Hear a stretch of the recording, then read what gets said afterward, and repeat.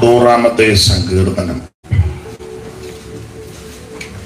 അതിന്റെ 12-ാമത്തെ തിരുവെഴുത്ത് വായിച്ചു സഹായിക്കും. ഞങ്ങൾ ജ്ഞാനമുള്ള ഹൃദയം പ്രാപിക്കത്തക്കവണ്ണം ഞങ്ങളുടെ നാളുകളെ എണ്ണുവാൻ ഞങ്ങൾ ഉപദേശിക്കണമേ. മതി, ഒരു വാക്കൂടെ പ്രാർത്ഥിക്കാം.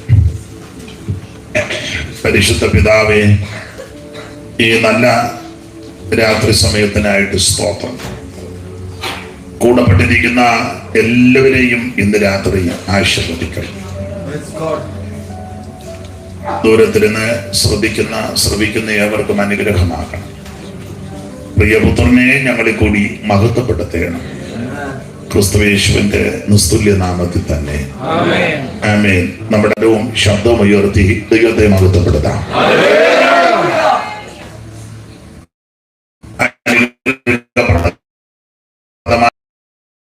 രാത്രി സമയത്തിനായിട്ട് ദൈവത്തിന് മഹത്വം. കർത്താവിന്റെ ദാസൻ കുടുംബം ഈ രാത്രി ശുശ്രൂഷ ബന്ധിക്കുന്ന ബഹുമാന്യ ദൈവമക്കൾ വളരെ പ്രാർത്ഥനയോടെ ആയിരിക്കുന്ന എല്ലാവർക്കും യേശുക്രിസ്തുവിന്റെ നാമത്തിൽ ഈ സന്ധിയിൽ വന്ദനം. ഇന്ന് രാത്രി ദൈവം എല്ലാവരെയും അനുഗ്രഹിക്കട്ടെ. ഈ രാത്രിയിലെ ശുശ്രൂഷയ്ക്ക് ക്ഷണിച്ച കർത്തൃദാസൻ സഭ എല്ലാവർക്കും ഒരിക്കൽ കൂടി നന്ദി ചൊല്ലുന്നു. ഇതിനു മുമ്പായിരുന്നു വരേണ്ടത്, എന്നാൽ ഡേറ്റിന് അല്പം വ്യത്യാസം വരുത്തി. എങ്കിലും ഈ രാത്രിയിൽ ഇങ്ങനെ ഒരു കൂട്ടായ്മ ലഭിച്ചതിനാൽ ദൈവത്തിന് മഹത്വം. ചുരുങ്ങിയ ദിവസത്തേക്കാണ് ഈ രാജ്യത്ത് വന്നത്. അത് പെട്ടെന്നുള്ള ക്രമീകരണമായിരുന്നു. അതുകൊണ്ട് എല്ലാവരെയും അറിയിക്കാനും ഒന്നും സാധിച്ചില്ല. എങ്കിലും അറിഞ്ഞ് ചിലര് ഈ ശുശ്രൂഷയ്ക്ക് ക്ഷണിച്ചു. അതിനായിട്ട് ദൈവത്തെ മഹത്വപ്പെടുത്തുന്നു. വരുന്ന ദിവസം നാട്ടിലേക്ക് കടന്നു പോകുന്നു. നിങ്ങളുടെ പ്രാർത്ഥന അപേക്ഷിക്കുന്നു. ദൈവം എല്ലാവരെയും അനുഗ്രഹിക്കട്ടെ. ചില ദിവസങ്ങളിലൂടെ ഇവിടെ ഉണ്ട്. നാളെയും മറ്റന്നാളും ഒക്കെ ഇവിടെ അടുത്തടുത്ത് 2 യോഗങ്ങളുണ്ട്. ദൈവം എല്ലാ പ്രിയപ്പെട്ടവരും എന്തിരിക്കട്ടെ. ഇന്ന് രാത്രി ദൈവവചനത്തിൽ നിന്ന് അല്പസമയങ്ങൾ നമുക്ക് ധ്യാനിക്കാം. അതിന് വളരെ പരിചിതമായ ഒരു തിരുവെഴുത്താണ് വായിച്ചത്. 90-ാം സങ്കീർത്തനം അതിന്റെ 12-ാമത്തെ തിരുവെഴുത്ത്. എല്ലാവർക്കും വളരെ പരിചിതമായ തിരുവെഴുത്താണ്. ഒരിക്കൽ കൂടി വായിച്ച് സഹായിച്ചാണ്.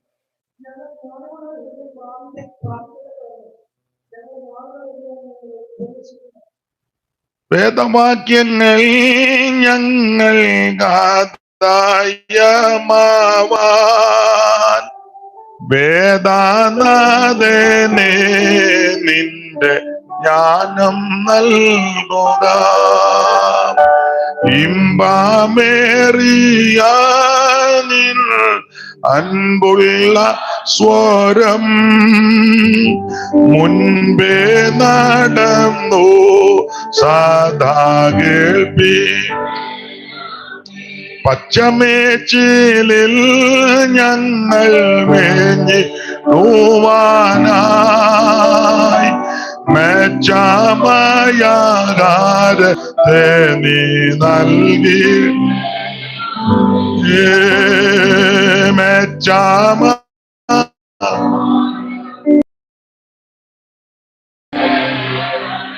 നല്ല ദേവനെ ഞങ്ങൾ എല്ലാവരെയോ നല്ലതാക്കി നിന്നേണമേ.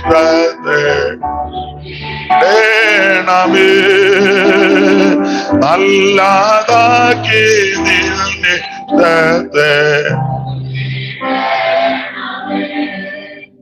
നമ്മുടെ കരമുയർത്തി ഒരിക്കൽ കൂടെ ദൈവത്തെ മഹത്വപ്പെടുത്താം.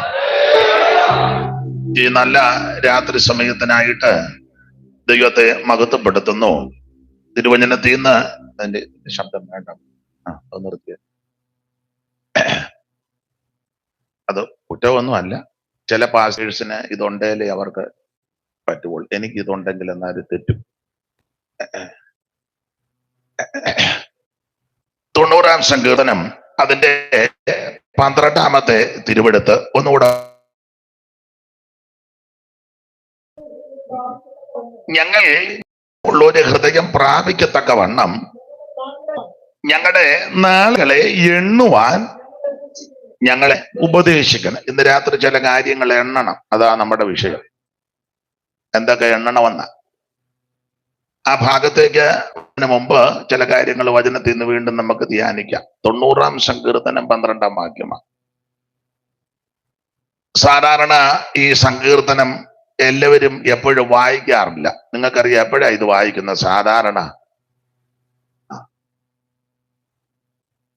അപ്പോൾ ദുഃഖഭവനങ്ങളില് അല്ലെങ്കിൽ അങ്ങനെയുള്ള ശുശ്രൂഷ വേളകളില് സാധാരണ ഈ സങ്കീർത്തനം കൂടെ കൂടെ വായിക്കുന്നത്. കുടുംബ പ്രാർത്ഥനയ്ക്ക് എല്ലാവരും ഈ സങ്കീർത്തനം വായിക്കുമെന്ന് എനിക്ക് തോന്നുന്നില്ല. എന്നാൽ ചിലര് ഓർഡറായിട്ട് വായിച്ചു വരുന്നവരുണ്ട്. അവര് 89 കഴിഞ്ഞത് വായിച്ചു നോക്കുകയുള്ളൂ. അല്ലാതെ സാധാരണ ഒരു പ്രാർത്ഥനയ്ക്ക് 90-ാം സങ്കീർത്തനം വായിക്കുമെന്ന് തോന്നുന്നില്ല. അഥവാ പിള്ളേർ വായിക്കാൻ തുടങ്ങിയാൽ പറയും, നിനക്ക് അതേ കിട്ടിയോളൂ എന്ന് ചോദിക്കും. അപ്പച്ചൻ വയ്യാതിരിക്കുന്നു നേരം എന്ന് പറഞ്ഞാൽ ഇത് വായിച്ചു കഴിഞ്ഞാൽ ഉടനെ മൂബിലെ പോകുന്നെന്നാ ചിന്തിക്കുന്നത്. അതുകൊണ്ടാണ് പ്രായമുള്ളവരും പറയും കുഞ്ഞിന് വേറെ സങ്കീർത്തനം ഒന്നും ഇല്ല. എന്നാൽ അതിന്റെ തൊട്ടടുത്ത സങ്കീർത്തനം വായിക്കും. അത് എപ്പോഴും വായിക്കും. അത് വളരെ സന്തോഷമാണ്. ഈ 90-ാം സങ്കീർത്തനത്തിന് വളരെ പ്രാധാന്യമുണ്ട്. മാത്രമല്ല സങ്കീർത്തനത്തിനെല്ലാം വളരെ പ്രാധാന്യമാണ്. ഈ കുവൈറ്റിലെ എനിക്കറിയത്തില്ല, നാട്ടിലൊക്കെ ഇപ്പം ദുരുപദേശക്കാര് ധാരാളം എഴുന്നേറ്റിട്ടുണ്ട്. അവർ പറഞ്ഞ സങ്കീർത്തനം വായിക്കരുതെന്ന്. സങ്കീർത്തനം വായിക്കരുതെന്ന്. അവർക്ക് നല്ല ബുദ്ധി ഉണ്ടാകാൻ നമുക്ക് പ്രാർത്ഥിക്കാം. വേറൊരിക്കല് ഒരു വിദ്വാൻ ചോദിച്ചു, ഇതെല്ലാം കൂടെ ഒന്നിച്ച് കുത്തിക്കെട്ടിയത് ആരാണ്? ഏതാ പഴയ നിയമോ അവനതാ അറിയേണ്ടത്. ഇത് ഈ പരുവത്തിന് നമ്മുടെ കൈക്ക് തരാൻ ആ മിഷണറിമാരെന്ത് കഷ്ടപ്പെട്ടെന്നറിയാം. അന്നേരം ഈ വിവരദോഷി ചോദിക്കുക, ഇതെല്ലാം കൂടെ ഒന്നിച്ച്. ബെഞ്ചമിൻ ബെയ്ലിയൊക്കെ എന്ത് കഷ്ടപ്പെട്ടെന്നറിയാം. അച്ചുകൂടം ഉണ്ടാക്കി. ഞാനെപ്പോഴും സാധാരണ നാട്ടിലൊക്കെ പറയും, ഈ ഇംഗ്ലീഷ് അക്ഷരം ഉണ്ടാക്കാൻ എളുപ്പമാ. ഇങ്ങനെ 2 കമ്പി ഇങ്ങനെ വെച്ച് ഇടയ്ക്ക് ഒരു കമ്പി വെക്കുമ്പോ മുടുത്തൊരു കമ്പി ഒന്ന് വളച്ചാ മതി. പി അതാ വേറൊരു കമ്പി ഇങ്ങനെ വെച്ചാ മതി. അത് സി. ഐക്കാന്ന് ചുമ്മാ ഇങ്ങനെ വെച്ചാ മതി. അപ്പം ഇംഗ്ലീഷ് അക്ഷരം പെട്ടെന്നാ നമുക്ക് എടുക്കാം. മലയാളം അങ്ങനെ ഒക്കെ ഒരു ഇത്ത എത്ര വളച്ചാലാ ഇത്ത അങ്ങോട്ട് തീർന്നപ്പം ചെറിയ വളയും പിന്നെ മുഴുവൻ വളയവാ അല്ലേ? അന്നേരം ഇണ്ണ ഊപാട് വരിക. അപ്പം ഇതൊക്കെ ഇച്ഛ ഇച്ഛ എന്ത് ബുദ്ധിമുട്ടാണെന്നറിയാമോ? ഇറു മലയാളത്തിലെ എഴുത്തച്ഛന്റെ ഭാഷ പഠിച്ചാൽ റു അങ്ങനെയുണ്ട്. അപ്പോൾ വളരെ ബുദ്ധിമുട്ടാണ്. അപ്പൊ അങ്ങനെയുള്ള ഈ അക്ഷരങ്ങളെല്ലാം പെറുക്കി ക്രമപ്പെടുത്തി ഇത് ചെയ്തു തന്നത് എന്തിനാന്ന് വെച്ചാൽ ഈ സത്യവേദ പുസ്തകം നമ്മുടെ കയ്യിൽ തരാൻ. പെന്തിക്കോസുകാരും ഇതിന് കഷ്ടപ്പെട്ടിട്ടില്ല. പെന്തിക്കോസുകാര് ഉപദേശങ്ങൾ പറയും. പക്ഷെ ഈ പുസ്തകം ഈ പരുവത്തിന് തരാൻ കഷ്ടപ്പെട്ടത് CMS-ലെ അല്ലെങ്കിൽ CSI-ലെ മിഷണറിമാരാ. പെന്തിക്കോസുകാരൊന്നും ചെയ്തില്ല. സത്യം പറഞ്ഞാൽ ആർക്കും ഇഷ്ടപ്പെടുകയല്ല. ഉടനെ പറയും പുള്ളി ഇപ്പൊ CSI-ലാന്നാ തോന്നുന്നത്. ഉടനെ അതിന് കയറി അത് നല്ല കാര്യത്തോട് യോജിക്കുകയല്ല. അവരൊത്തിരി കഷ്ടപ്പെട്ടതാ മിഷണറിമാര്. നന്നായിട്ട് അവര് സുവിശേഷം അറിയിച്ച ധാരാളം ഭക്തന്മാരുണ്ട്. എത്രയോ മിഷണറിമാര് കേരളത്തിലാ അവരെ അടക്കിയിരുന്നത്. അവരുടെ ജീവിതം അവിടെ കൊണ്ട് ഇവിടെ തീർക്കുകയായിരുന്നു. ധാരാളം ഭക്തന്മാരായ ദൈവദാസന്മാർ. അപ്പൊ അങ്ങനെയുള്ളവര് വളരെ കഷ്ടപ്പെട്ട് വളരെ ബന്ധപ്പെട്ട ഈ പുസ്തകം നമുക്കൊന്ന് തരാൻ. എന്തിനാന്ന് ചോദിച്ചാൽ നമുക്ക് വിവരം ഉണ്ടാകാനാ. നമുക്ക് വിവരം ഉണ്ടാകാനുള്ള നല്ല പുസ്തകം ഇതേ ഉള്ളൂ. എന്തേലും ഇച്ചിരി വിവരം വല്ലതും വന്നിട്ടുണ്ടെങ്കിൽ അത് ഈ പുസ്തകം കിട്ടിയത് കൊണ്ടാണ്. ഉൽപ്പത്തി പുസ്തകത്തിൽ അങ്ങനെയാണല്ലോ എഴുതിയേക്കുന്നത്. ഉൽപ്പത്തി വിവരം ആ 2-ാം അധ്യായത്തിലുണ്ടെന്ന് വായിച്ച്.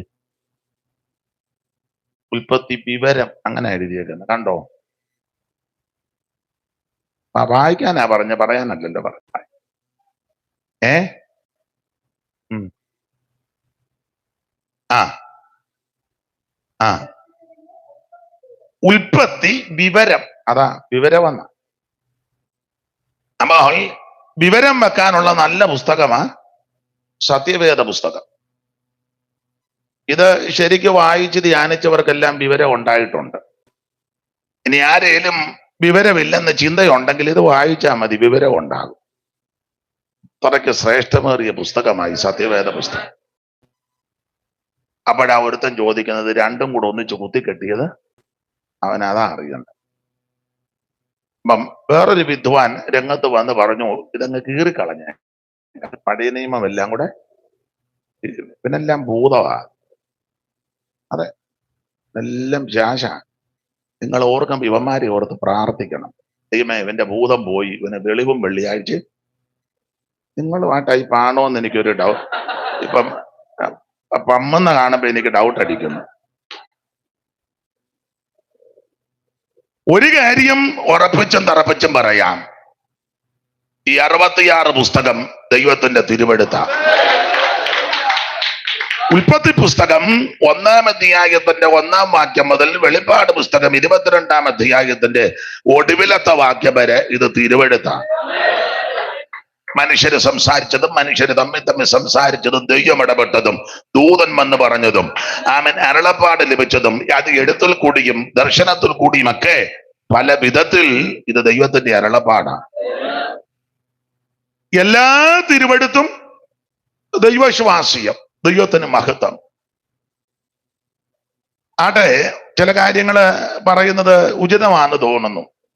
അപ്പോൾ ഈ സത്യവേദ പുസ്തകം 66 പുസ്തകമാ, 2 ഭാഗം, പഴയ നിയമവും പുതിയ നിയമവും. പഴയ നിയമം 39 പുസ്തകവും പുതിയ നിയമം 27 പുസ്തകം. 40 എഴുത്തുകാരാ ഇത് എഴുതിയത്, ഏതാണ്ട് 1600 കൊല്ലം കൊണ്ട്.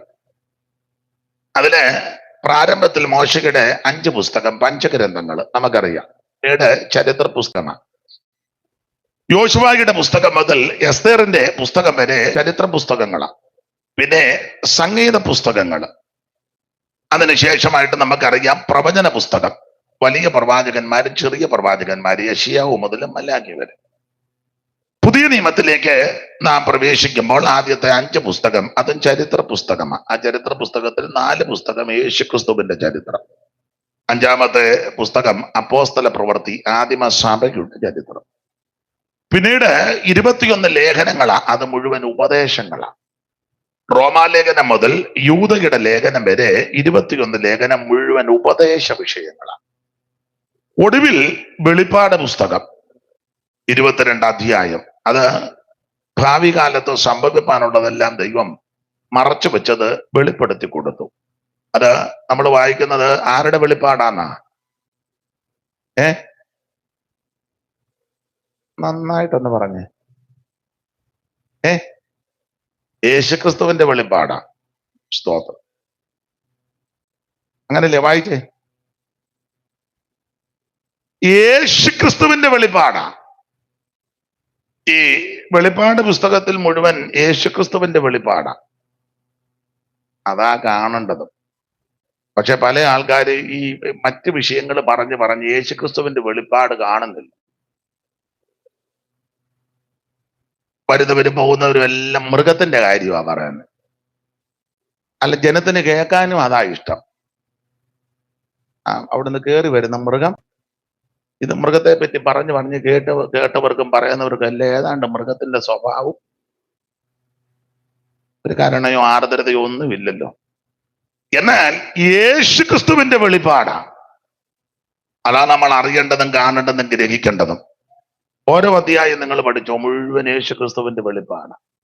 എന്റെ വിഷയമല്ലല്ലോ, ആ ഭാഗത്തേക്ക് പോകുന്നില്ല. അപ്പോൾ ഇങ്ങനെ 66 പുസ്തകം. ഇതില് വളരെ ഈടുറ്റ പുസ്തകമാ സങ്കീർത്തന പുസ്തകം. സങ്കീർത്തനം ഇവിടെ ഇരിക്കുന്ന എല്ലാവർക്കും അറിയാം. എത്ര സങ്കീർത്തനമുണ്ട്? ഉറക്കെ പറ. 150 സങ്കീർത്തനം.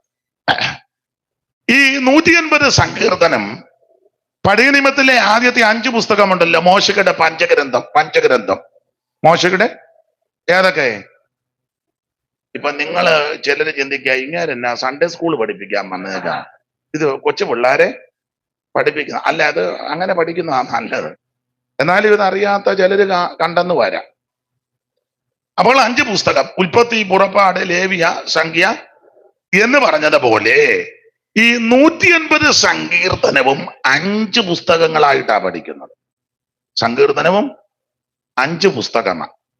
42ന്റെ തലക്കെട്ട് വായിച്ചേ.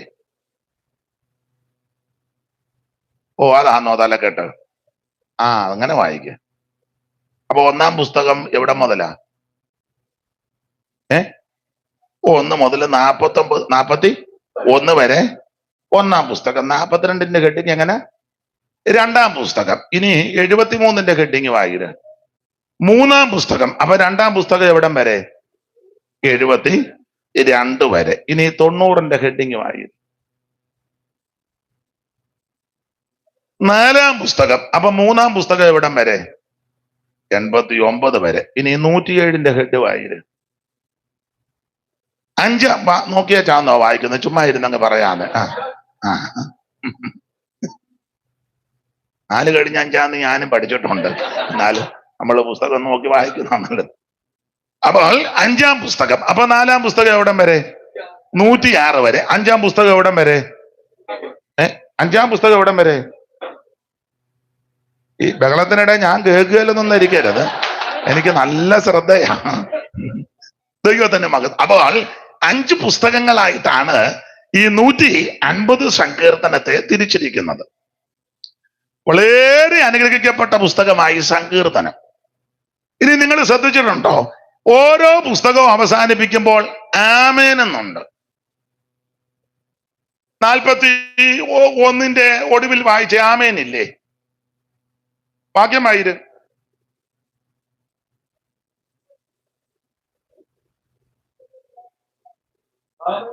ആമേൻ, ആമേൻ, ആമേൻ. ഇനി 72ന്റെ ഒടുവിൽ വായിച്ചേ. അതിന്റെ മേളിലൊരു വാക്യം, 12-ാം വാക്യത്തിൽ ആമേനുണ്ട്.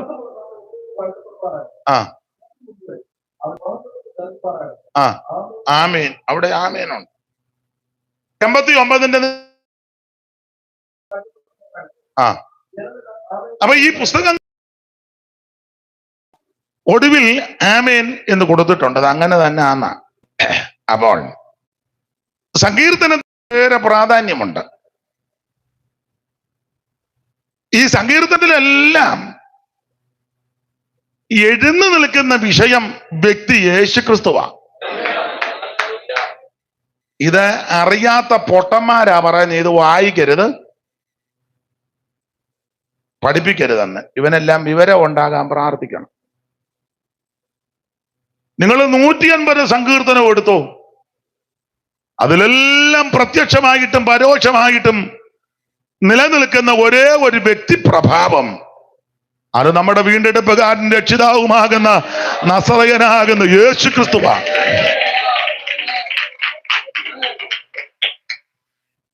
ഒത്തിരി വാക്യങ്ങളുണ്ട്, ഒത്തിരി വാക്യം തെളിയിക്കാനുണ്ട്. ഇപ്പൊ അതിനുള്ള സമയമല്ലല്ലോ ഇത്. പിന്നെ ഇത് വായിക്കരുതെന്ന് പഠിപ്പിക്കരുതെന്ന് പറയുന്ന വിവരദോഷികൾ വല്ലോ ഇതിനകത്ത് ഉണ്ടെങ്കിൽ, അങ്ങനെയുള്ള വിവരദോഷികൾ അറിയാൻ 2 വാക്യം ഇപ്പൊ തരാൻ. 2 എണ്ണം മതിയല്ലോ ഗുണമാകാനാന്നേ. 2 പോരെ? അതോ അതിൽ കൂടുതൽ വേണോ? 2 മതി. 2-ാം സങ്കീർത്തനം 12 വായിച്ചു.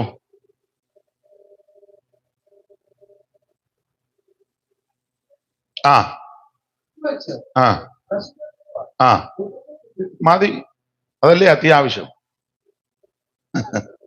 ദൈവത്തിന് മഹത്വം. 22ന്റെ 11 മുതൽ വായിച്ചോ. കഷ്ടാനുഭവങ്ങളുടെ നീണ്ട പട്ടികയാ അവിടുത്തെ. ഈ പുള്ളിക്ക് ഒരു അവസരം കൊടുക്കുമ്പോഴേക്ക് ഇങ്ങോട്ട് കൊടുത്തേ. നമ്മൾ തന്നെ കമന്ന് കിടന്ന് വായിച്ചാലോ. കഷ്ടം അനുസരിക്കിയാൽ എന്നെ വിട്ട് അകന്നിരിക്കരുതേ, സഹായിപ്പാൻ മറ്റാരുമില്ലല്ലോ. അനേകം കാളകൾ എന്നെ നിങ്ങൾ കാൽവറുകിലേക്ക് കണ്ണുയർത്തിക്കേ. പീലാത്തോസിന്റെ കളത്തലത്തിലോട്ടൊന്ന് പോയേ, ആ മഹാപുരോഹിതന്മാരുടെ മുമ്പിലോട്ട് പോയി നിന്നേ. അനേകം കാളകൾ അവിടുത്തെ വളഞ്ഞിരിക്കുക. അന്നാസും അയ്യപ്പാവും മഹാപുരോഹിതന്മാരും ശാസ്ത്രിമാരും പരീശന്മാരും റോമൻ പടയാളികളും, യാതൊരു കരുണയില്ലാത്ത ദാക്ഷിണ്യമില്ലാത്ത പടയാളികൾ ചാട്ടവാരെടുത്ത് ഘോരമായി അവിടുത്തെ തിരുശരീരത്തിലടിച്ച് ചാട്ടവാരി പറിക്കുമ്പോൾ മാംസങ്ങൾ ഇരുന്ന് പറഞ്ഞു മാറുകയാ. ഇതായി സങ്കീർത്തനക്കാരൻ ആത്മാവിൽ വെളിപ്പെടുത്തി. അതുകൊണ്ട് ജാപ മരത്തിൽ തൂങ്ങിയ മനുവേല ദൈവ സോടെ ജാപത്തിൽ തൂങ്ങിയ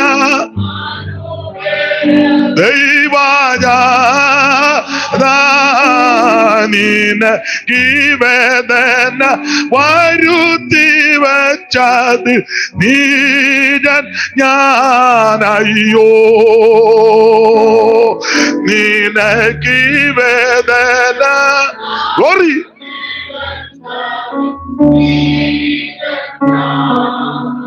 നന്ദി കെട്ടാങ്ങി നരക അഗ്നിയിൽ നിന്നും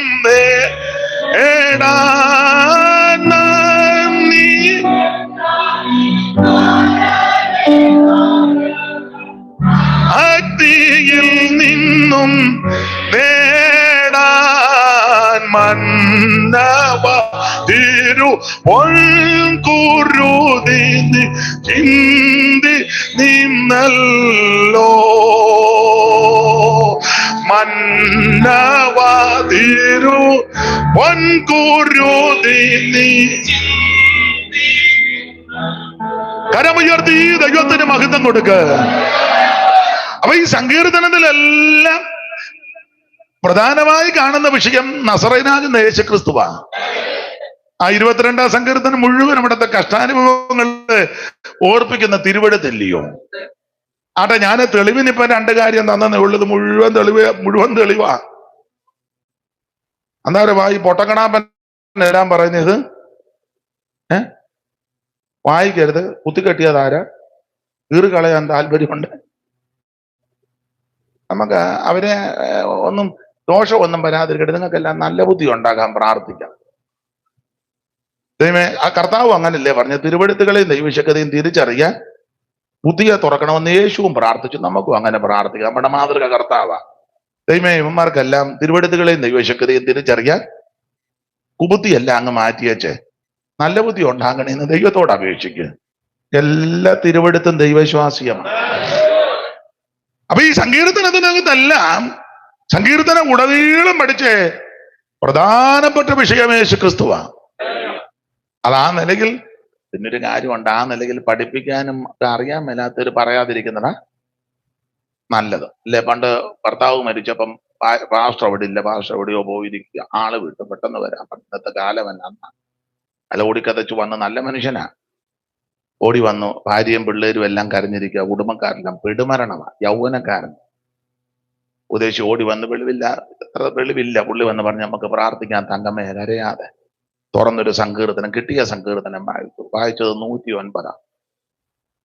അവന്റെ ഭാര്യ വിധവയായി തീരട്ടെ, അവന്റെ മക്കള് തേണ്ടി നടക്കട്ടെ, അവന്റെ സ്ഥാനം മറ്റൊരുത്തൻ ചൂടാറിയില്ല, എന്നാലും അയാൾ വായിക്കുക അവന്റെ സ്ഥാനം മറ്റൊരുത്തൻ ഏറ്റോളാൻ.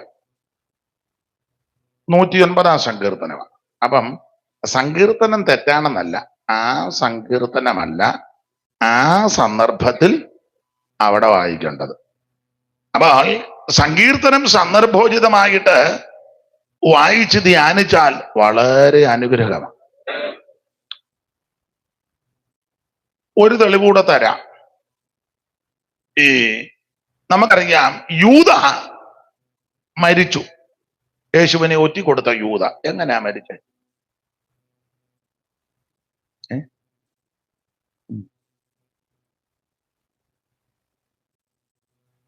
ഇസ്കറിയോത്ത യൂദ തൂങ്ങിച്ചാകാനായിട്ട് കുരുക്കുമൊക്കെ ഇട്ട്, പക്ഷെ നല്ല വീഴ്ചയൊന്നും അല്ലായിരുന്നു. കുടലല്ല, എല്ലാം തുറിച്ചു പോയെന്ന. അപ്പൊ ഇവന് കർത്താവിന് ഒറ്റിക്കൊടുത്ത് ഗുണം വന്നില്ല. ഇതിന്റെ കാശ് കിട്ടി, അതും ഗുണമായി. കയറും പൊട്ടി, കാശും പോയി, കുടലും പോയി, എന്ത് പരുവക്കേടായി പോയി. അവന് നാശപുത്രന്. അപ്പൊ യവന് പോയി കഴിഞ്ഞപ്പോൾ കർത്താവ് ഉയർത്തെഴുന്നേറ്റു.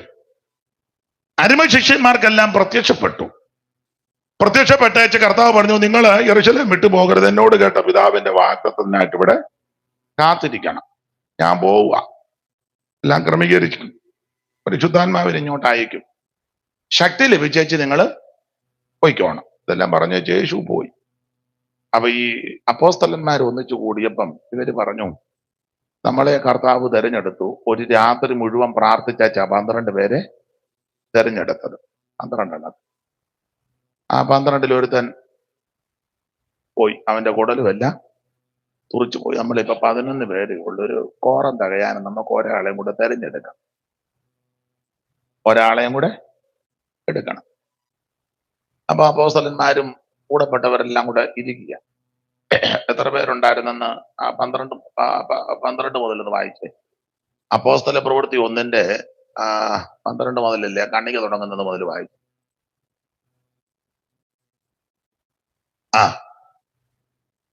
120 പേരാ. 120 പേര് കൂടുന്ന ഒരു സംഘം പത്രോസ് സഹോദരന്മാരുടെ നടുവിൽ ആ ആ യേശുവിനെ പിടിച്ചവർക്ക് വഴികാട്ടിയായ യൂദ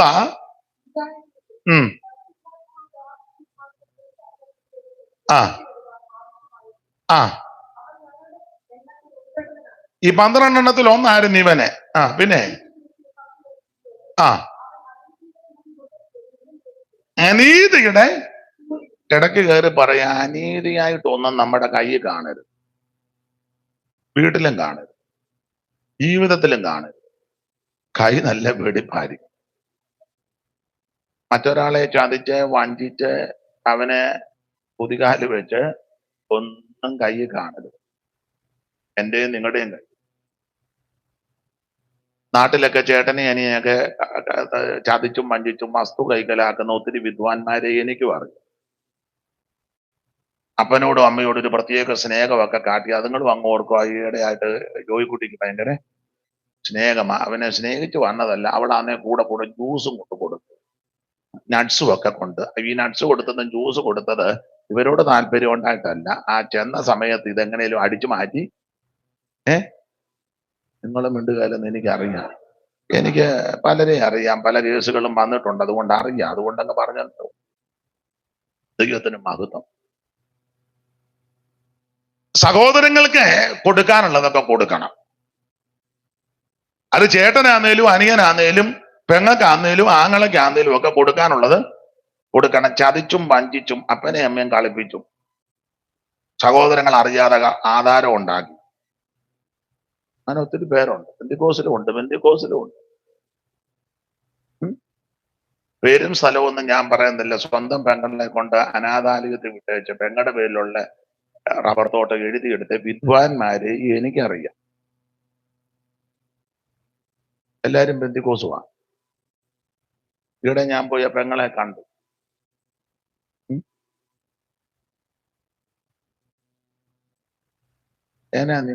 നിങ്ങളും ചേട്ടാനിയന്മാർ ഒത്തിരി ഉണ്ട്,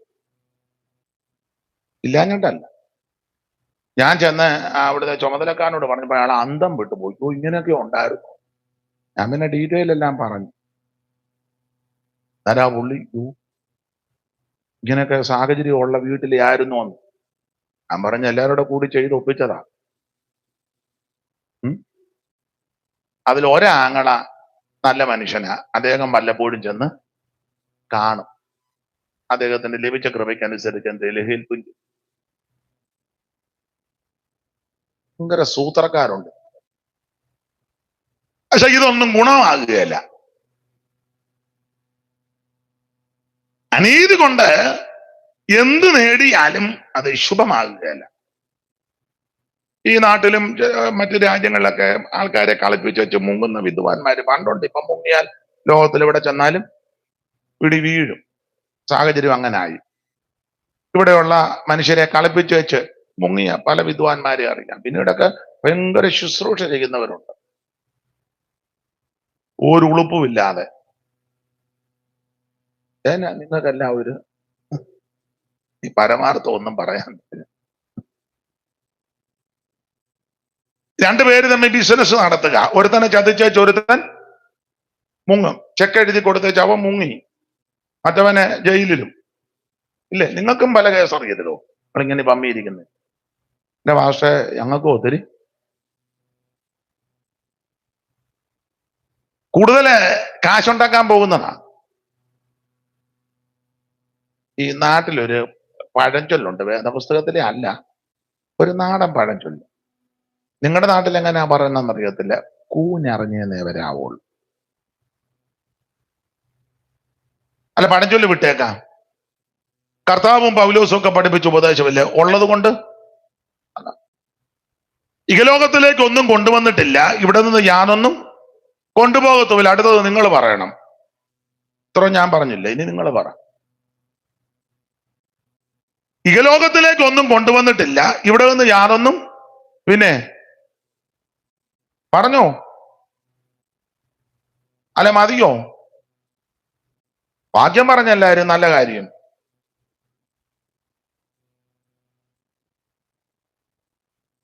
സ്തോത്രം. ആരെയും ചതിക്കരുത്.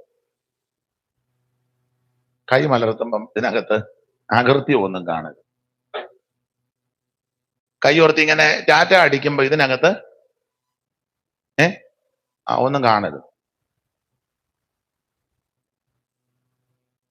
വെടിപ്പുള്ള കൈയും നിർമ്മല ഹൃദയം. വ്യാജത്തിന് മനസ്സും വയ്ക്കരുത്. താലോട്ട് പഠിച്ചു വരുമ്പോ ഒരു വാക്യമുണ്ട്, ഞാൻ പറയുന്നില്ല, നിങ്ങൾക്ക് പ്രയാസമുണ്ടാകും, നിങ്ങൾ പിന്നെ വായിച്ചാൽ മതി. ഇവൻ അനീതിയുടെ കൂലി കൊതിച്ചു. വായിര്.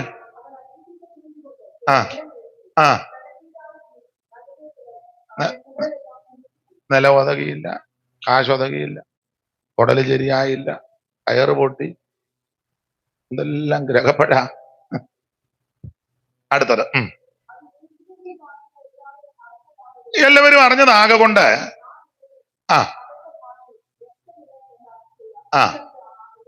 അടുത്തത് അവിടെ പറഞ്ഞു. സങ്കീർത്തന പുസ്തകത്തിൽ അവന്റെ വാസസ്ഥലം. അടുത്തത് അവന്റെ അധ്യക്ഷ സ്ഥാനം. ആകയാൽ എന്ന് പറഞ്ഞാൽ ഇത്ര ഉള്ള അതിന്റെ അർത്ഥം. യൂദ ഒഴിഞ്ഞു പോയ സ്ഥാനത്ത് ഒരാളെ തെരഞ്ഞെടുക്കണം. അപ്പൊ ഈ 120 പേര് കൂടുന്ന സംഘമാണ്. അപ്പൊ അവർ ചോദിച്ചു, അങ്ങനെ നമുക്ക് വ്യവസ്ഥയുണ്ടോ? അപ്പോൾ അതിന്റെ വ്യവസ്ഥയ്ക്ക് അടിസ്ഥാനമായി വാക്യം എടുത്തത് സങ്കീർത്തനത്തിൽ നിന്ന്. വേറെങ്ങും അതിന് വാക്യമില്ല. ഒരാളെ ആ സ്ഥാനത്തേക്ക് നിയോഗിക്കാൻ അടിസ്ഥാന വാക്യം കിടക്കുന്നത് സങ്കീർത്തനത്തില്ല. അതാ ഞാൻ പറഞ്ഞ സങ്കീർത്തനത്തിന് പ്രാധാന്യം ഉണ്ടെന്ന്. ആ വാക്യത്തിന്റെ അടിസ്ഥാനത്തിനെ തിരഞ്ഞെടുത്തു. അപ്പോൾ സങ്കീർത്തനത്തിന് വളരെ പ്രാധാന്യം ഉണ്ടെന്നാ ഞാൻ ഈ പറഞ്ഞു വന്നത്. 150 സങ്കീർത്തനം. അതില് നമ്മള് ഇന്ന് രാത്രിയിലെ കുറുവാക്യമായിട്ട് എടുത്തത് 90 സങ്കീർത്തനമാ. 90 സങ്കീർത്തനം. ഈ സങ്കീർത്തനം 150 കൂടുതൽ സങ്കീർത്തനം എഴുതിയിരിക്കുന്നത് ദാവീദാ. വേദപഠിതാക്കൾ പറയുന്നത് 150 സങ്കീർത്തനത്തിൽ ഏതാണ്ട് 100 സങ്കീർത്തനവും ദാവീദ് എഴുതിയതാ. ചില സങ്കീർത്തനത്തിന്റെ ഹെഡിങ്ങിൽ പേരില്ല, പക്ഷെ അത് ആരെഴുതിയതാ? ദാവീദാ എഴുതിയത്. ഇപ്പം വായിച്ച 109ന്റെ ഹെഡിങ് ഒന്ന് വായിച്ചേ.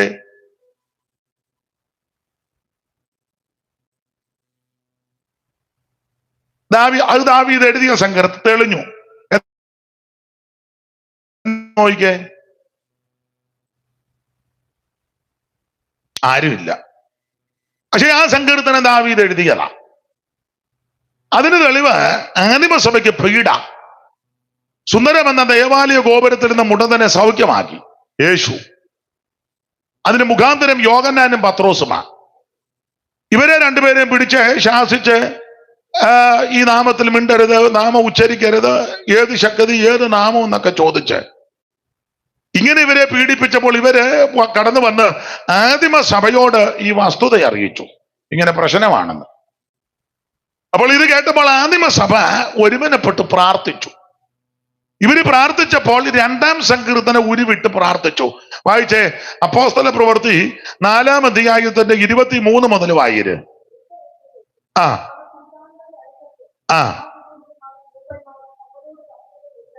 അടുത്തത്. ഇത് കേട്ടിട്ട് അവർ ഒരുമനപ്പെട്ട് ദൈവത്തോട് നിലവിളിച്ച് പറഞ്ഞത്, ആകാശവും ഭൂമിയും സമുദ്രം അവയിലുള്ള സകലതും ഉണ്ടാക്കിയ നാഥനെ. അത് 2-ാം സങ്കീർത്തനം 1-ാം വാക്യമാണ്. ജാതികൾ കലഹിക്കുന്നതും വംശങ്ങൾ വ്യർത്ഥമായത് നിരൂപിക്കുന്നതും എന്ത്? ഭൂമിയിൽ രാജാക്കന്മാർ അണിനിരക്കുകയും അധിപതികൾ കർത്താവിന് വിരോധമായും അവന്റെ അഭിഷിക്തത്തിന് വിരോധമായി ഒന്നിച്ചു കൂടുകയും ചെയ്തിരിക്കുന്നു എന്ന് നിന്റെ ദാസനായ ദാവീദ് മുഖാന്തരം പരിശുദ്ധാത്മാവിൽ. അപ്പോ 2-ാം സങ്കീർത്തനം ദാവീദ് എഴുതിയതാണെന്ന് ഈ വാക്യത്തെ തെളിയുക. പക്ഷെ സങ്കീർത്തനത്തിന്റെ ഹെഡിങ്ങിലില്ല. അപ്പൊ അങ്ങനെ പഠിക്കുമ്പോൾ ഹെഡിങ് ഇല്ലാത്ത, പേര് പറയാത്ത പല സങ്കീർത്തനവും ദാവീദ് എഴുതിയതാണ്. പേര് പറഞ്ഞതുണ്ട്, പറയാത്തതുണ്ട്. അങ്ങനെ പഠിക്കുമ്പോൾ 150 സങ്കീർത്തനത്തിൽ 100 സങ്കീർത്തനവും ദാവീദിനാൽ എഴുതപ്പെട്ടതാണ്. സ്തോത്രം. ഞാൻ ഇന്നലെ എവിടെയോ പ്രസംഗിച്ചപ്പോൾ പറഞ്ഞു, വേദപുസ്തകത്തിൽ വേറൊരു വിശേഷത, അതൊരു വലിയ വിശേഷതയാ. അപ്പനും മോനും കൂടെ എഴുതിയ പുസ്തകം ഇതിനകത്തുണ്ട്. ആരാ? ദാവീദും ശലോമോൻ. വലിയ ഭാഗ്യമല്ലേ. അപ്പൻ 100 സങ്കീർത്തനം എഴുതി, മകനും അത്ര പുറകോട്ടൊന്നും. അപ്പൻ 100 സങ്കീർത്തനം, ചെറിയ കാര്യമാണ്. അപ്പൻ സങ്കീർത്തനം എഴുതിയോ, മകൻ എന്നാ എഴുതി? സദൃശവാക്യം എത്ര എഴുതി? 3000. നമുക്ക് കുറച്ചേ കിട്ടിയിട്ടുള്ളൂ. ഗീതങ്ങളും ഒത്തിരി ഉണ്ട്. നമുക്ക് ആകെ കൂടെ കിട്ടിയ ഗീതം ഉത്തമ ഗീതമാണ്. അപ്പൊ അതൊക്കെ വലിയ ഭാഗ്യമാണ്. അപ്പനും മോനെ മോൻ പരുവക്കേടായി, അത് പോട്ടെ. മിക്കടുത്തും പിള്ളേര് മിണ്ടുന്നില്ല. മിക്ക സ്ഥലങ്ങളിലും പിള്ളേര് മിണ്ടുന്നില്ലല്ലോ. ആരും തന്നെ. അപ്പന്മാരൊക്കെ നല്ല ദർശനത്തോടെ കർത്താവിനെ ശുശ്രൂഷിച്ച് ആരാധിക്കുന്ന എല്ലാരും മോശമാണെന്നല്ല, ചിലരുണ്ട്, നല്ല കുഞ്ഞുങ്ങളുണ്ട്, ഇല്ലെന്നൊന്നും പറയുന്നു. എന്നാൽ കണ്ടതില് ഒരു 80% ആർക്കും ഒന്നും വരാതിരിക്കട്ടെ, എല്ലാവരും അനുഗ്രഹിക്കപ്പെടട്ടെ. അപ്പൊ ഇവിടെ അപ്പനും മകനും കൂടെ എഴുതിയ പുസ്തകം വേദപുസ്തകത്തിൽ, അത് വലിയ ഭാഗ്യമാണ്. ആട്ടെ, നമുക്ക് മടങ്ങി വരാം. ദാവീദാണ് കൂടുതൽ സങ്കീർത്തനം എഴുതിയത്. പിന്നീട് ശലോമോൻ എഴുതിയ സങ്കീർത്തനവും ഉണ്ട്. ശലോമോന്റെ സങ്കീർത്തനവും ഉണ്ട് ഇതിനകത്ത്. ആസാഫ് എഴുതിയ സങ്കീർത്തനം, കോരകപുത്രന്മാരുടെ സങ്കീർത്തനം, യദൂഥൂൻ എഴുതിയത്. അതുപോലെ തന്നെ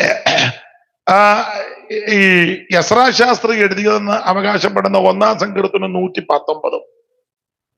ഇങ്ങനെയൊക്കെ ധാരാളം സങ്കീർത്തനങ്ങള് ഇതിനകത്തുണ്ട്. വളരെ അനുഗ്രഹം. മാത്രമല്ല ഈ സങ്കീർത്തനം 90, വേദപഠിതാക്കൾ പറയുന്നത് 90-ാം സങ്കീർത്തനം ദാവീദ് മോശെ എഴുതിയതും 91 യോശുവ എഴുതിയെന്നാ പറയുന്നത്. 90 മോശെ എഴുതി, 91 യോശുവ എഴുതിയെന്നാ പറയുന്നത്. കാരണം മോശയുടെ കൈക്ക് വെള്ളം ഒഴിച്ച ആളാ യോശുവ. യോശുവ ഇത് എഴുതിയെന്ന് പറയാന് ഒരു തെളിവ്, പല തെളിവിൽ ഒരു തെളിവ് 91 എഴുതിയിട്ടുണ്ട്, ഒരനർത്ഥവും നിനക്ക് ഭവിക്കത്തില്ല. അപ്പോൾ ബാധകളൊക്കെ പലതും വന്ന് ഇസ്രയേലിനെ ഏശാത്തതും അത് വിടുതൽ പ്രാപിച്ചതൊക്കെ യോശുവ നന്നായിട്ട് കണ്ട ആളാ. സ്തോത്രം. അപ്പൊ അതുകൊണ്ട് അതുപോലെ കണക്കിലെടുത്താ എഴുതിയത്, ഒരു ബാധയും നിനക്ക്. ദൈവത്തിന് മഹത്വം. ആട്ടെ, 90-ാം സങ്കീർത്തനം മോശെ എഴുതിയ സങ്കീർത്തനം, മോശയുടെ പ്രാർത്ഥന, അങ്ങനല്ലേ എഴുതിയേക്കുന്നത്. മോശയുടെ ഒരു പ്രാർത്ഥനയാ 90-ാം സങ്കീർത്തനം. 1-2 കാര്യങ്ങൾ പറഞ്ഞു വെച്ച് നമ്മൾ എടുത്ത വാക്യത്തോട് ബന്ധപ്പെട്ട് പറയാൻ ആഗ്രഹിക്കുന്നു. അപ്പോ പശ്ചാത്തല ഭാഗമൊക്കെ വേറെ പുസ്തകം പഠിക്കുന്നവർക്ക് അറിയാം. അഹരോൻ മരിച്ചു. ഹോർ പർവ്വതത്തിൽ വീണ് അഹരോൻ മരിച്ചു. അഹരോന്റെ മരണത്തിന് മുമ്പേ ദൈവം മോശയോട് പറഞ്ഞ് അഹരോനെയും മോനെയും കൂടെ കൂട്ടിക്കൊണ്ട് പർവ്വതത്തിലോട്ട് കയറാൻ പറഞ്ഞു. മോശെ അഹരോനെയും തന്റെ മകൻ എലയാസിനെയും കൂട്ടിക്കൊണ്ട് മേളിൽ ചെന്നു. കാര്യങ്ങളെല്ലാം പറഞ്ഞ് വസ്ത്രമൊക്കെ ഊരി എലയാസിനെ ധരിപ്പിച്ചു. അഹരോൻ അവിടെ മരിക്കുക. അപ്പൊ ഇസ്രയേലിലെ ആദ്യത്തെ മഹാപുരോഹിതനാ അഹരോൻ. ആ പ്രഥമ മഹാപുരോഹിതൻ മരിച്ചപ്പോൾ ഇസ്രയേൽ ജനതകൾക്ക് വലിയ ദുഃഖമായി. ആ ദുഃഖം ഏറെ ദിവസം നിന്നു. നീണ്ടുനിന്ന ആ ദുഃഖത്തിന് ശമനം വരാനും ദുഃഖിതരായി ഇവരെ പ്രത്യാശയുടെ കൊടുമുടിയിലേക്ക് ഉയർത്തുവാൻ പഴയ നിയമത്തിന്റെ മധ്യസ്ഥനാകുന്ന മോശയെ പ്രാർത്ഥിച്ച വിലപ്പെട്ട പ്രാർത്ഥനയാ 90 സങ്കീർത്തനം. ആ ഭാഗത്തേക്ക് വരുന്നതിന് മുമ്പ് ആ സങ്കീർത്തനത്തിന്റെ തലക്കെട്ടൊന്ന് വായിച്ചേ. ദൈവപുരുഷനായ മോശയുടെ ആ പദം നിങ്ങൾ കണ്ടോ? ദൈവപുരുഷൻ. ദൈവപുരുഷൻ. നിങ്ങൾ വേദപുസ്തകം പഠിക്കുന്നവർക്കറിയാം, ഈ മോശയെ പറ്റി നമ്മൾ പഠിക്കുമ്പോൾ മോശയെ ചെറുപ്പത്തിൽ അറിഞ്ഞിരുന്നത് ദൈവപുരുഷൻ എന്നൊന്നുമല്ല. ചെറുപ്പത്തില് ദൈവപുരുഷൻ, ഈ ദൈവപുരുഷൻ എന്ന ഒക്കെ പേര് കിട്ടണമെങ്കിൽ അതിന് ഒത്തിരി വില കൊടുക്കണം. ഒറ്റ രാത്രി കൊണ്ടൊന്നും കിട്ടുന്ന പേരല്ല. ഒറ്റ രാത്രി കൊണ്ട് പാസ്റ്റർ ആകാം. ഇച്ചിരി ചുറ്റുപാടും കാശും കേന്ദ്രത്തിലൊക്കെ പിടിയൊക്കെ ഉണ്ടെങ്കിൽ ഒറ്റ രാത്രി കൊണ്ട് ഓർഡിനേഷനും കിട്ടും. വിമാനത്തിൽ വെച്ച് ഓർഡിനേഷൻ കൊടുക്കുന്നവരുണ്ട്. അതൊക്കെ ഇവിടെ കിട്ടും. ചുറ്റുപാടും കാശും സ്വാധീനമൊക്കെ ഉണ്ടെങ്കിൽ നോട്ടീസിലൊക്കെ പേര് വരും. ഡോക്ടർ, റവറൻ, പാസ്റ്റർ, ഇന്നയാൾ. അങ്ങനെ ഇപ്പം ചിലര് വെക്കുന്നത്. ദൈവദാസൻ എന്നൊക്കെ വെക്കുന്നത് ചിലർക്ക് കുറച്ചിലാണെന്ന് തോന്നുന്നു, എനിക്കറിയാൻ മേല. ഡോക്ടർ, റവറൻ, ഈ വെടിവെക്കുകയും തല്ലിക്കൊല്ലുകയൊക്കെ ചെയ്യുക. എന്ത് വേണം വിശേഷതകളാ. നിങ്ങൾ യോജിച്ചാലും യോജിച്ചില്ലേലും ഒരു കാര്യം പറയാം, ദൈവദാസൻ അതൊരു പ്രത്യേക പദവിയാണ്. ദൈവദാസി, അതിലും വലിയ പദവി ഉണ്ടോ എന്ന് എനിക്ക് തോന്നുന്നില്ല. ഇനി നിങ്ങളുടെ ഇരിപ്പ് കണ്ടിട്ട് അതിലൊക്കെ വലുതുണ്ടെന്നുള്ള രീതിയിലാ ചിലരുടെ നോട്ടവും ഇരിപ്പും.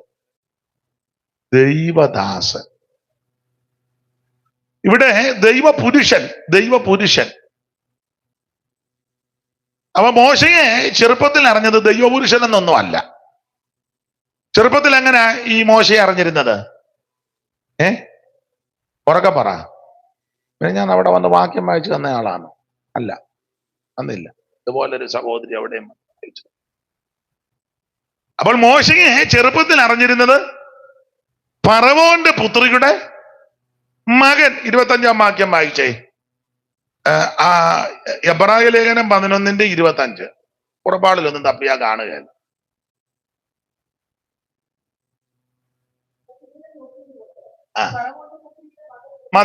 മതി.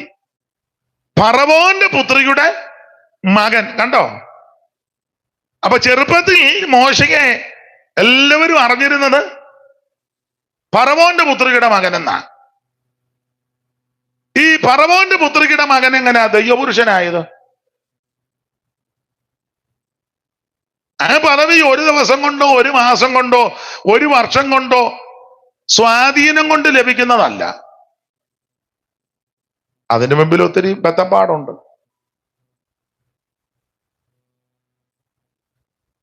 ഇപ്പൊ നമ്മൾ ഈ എന്തിനാ ദൂരോട്ട് പോകണ്ട, വേറൊരു വശം. ഇപ്പോൾ ഈ കുവൈറ്റില് താമസിക്കുന്ന പ്രിയപ്പെട്ടൊരു പലരുണ്ട്. അവരിപ്പം വലിയ വിലയുള്ള വണ്ടി, വലിയ ഫ്ലാറ്റ്, നല്ല ചുറ്റുപാടിലൊക്കെ ജീവിക്കുന്നു. അപ്പൊ ചിലരോട് നമ്മൾ ചോദിക്കും, എത്ര കൊല്ലമായി ഇവിടെ വന്നിട്ട്? അവർ പറയും 35-40 കൊല്ലമായി. ആ 40 കൊല്ലം മുമ്പ് ഈ വണ്ടിയും ഫ്ലാറ്റും ഉണ്ടായിരുന്നു? ഇല്ല. എന്ത് കഷ്ടപ്പെട്ട ഇല്ലേ?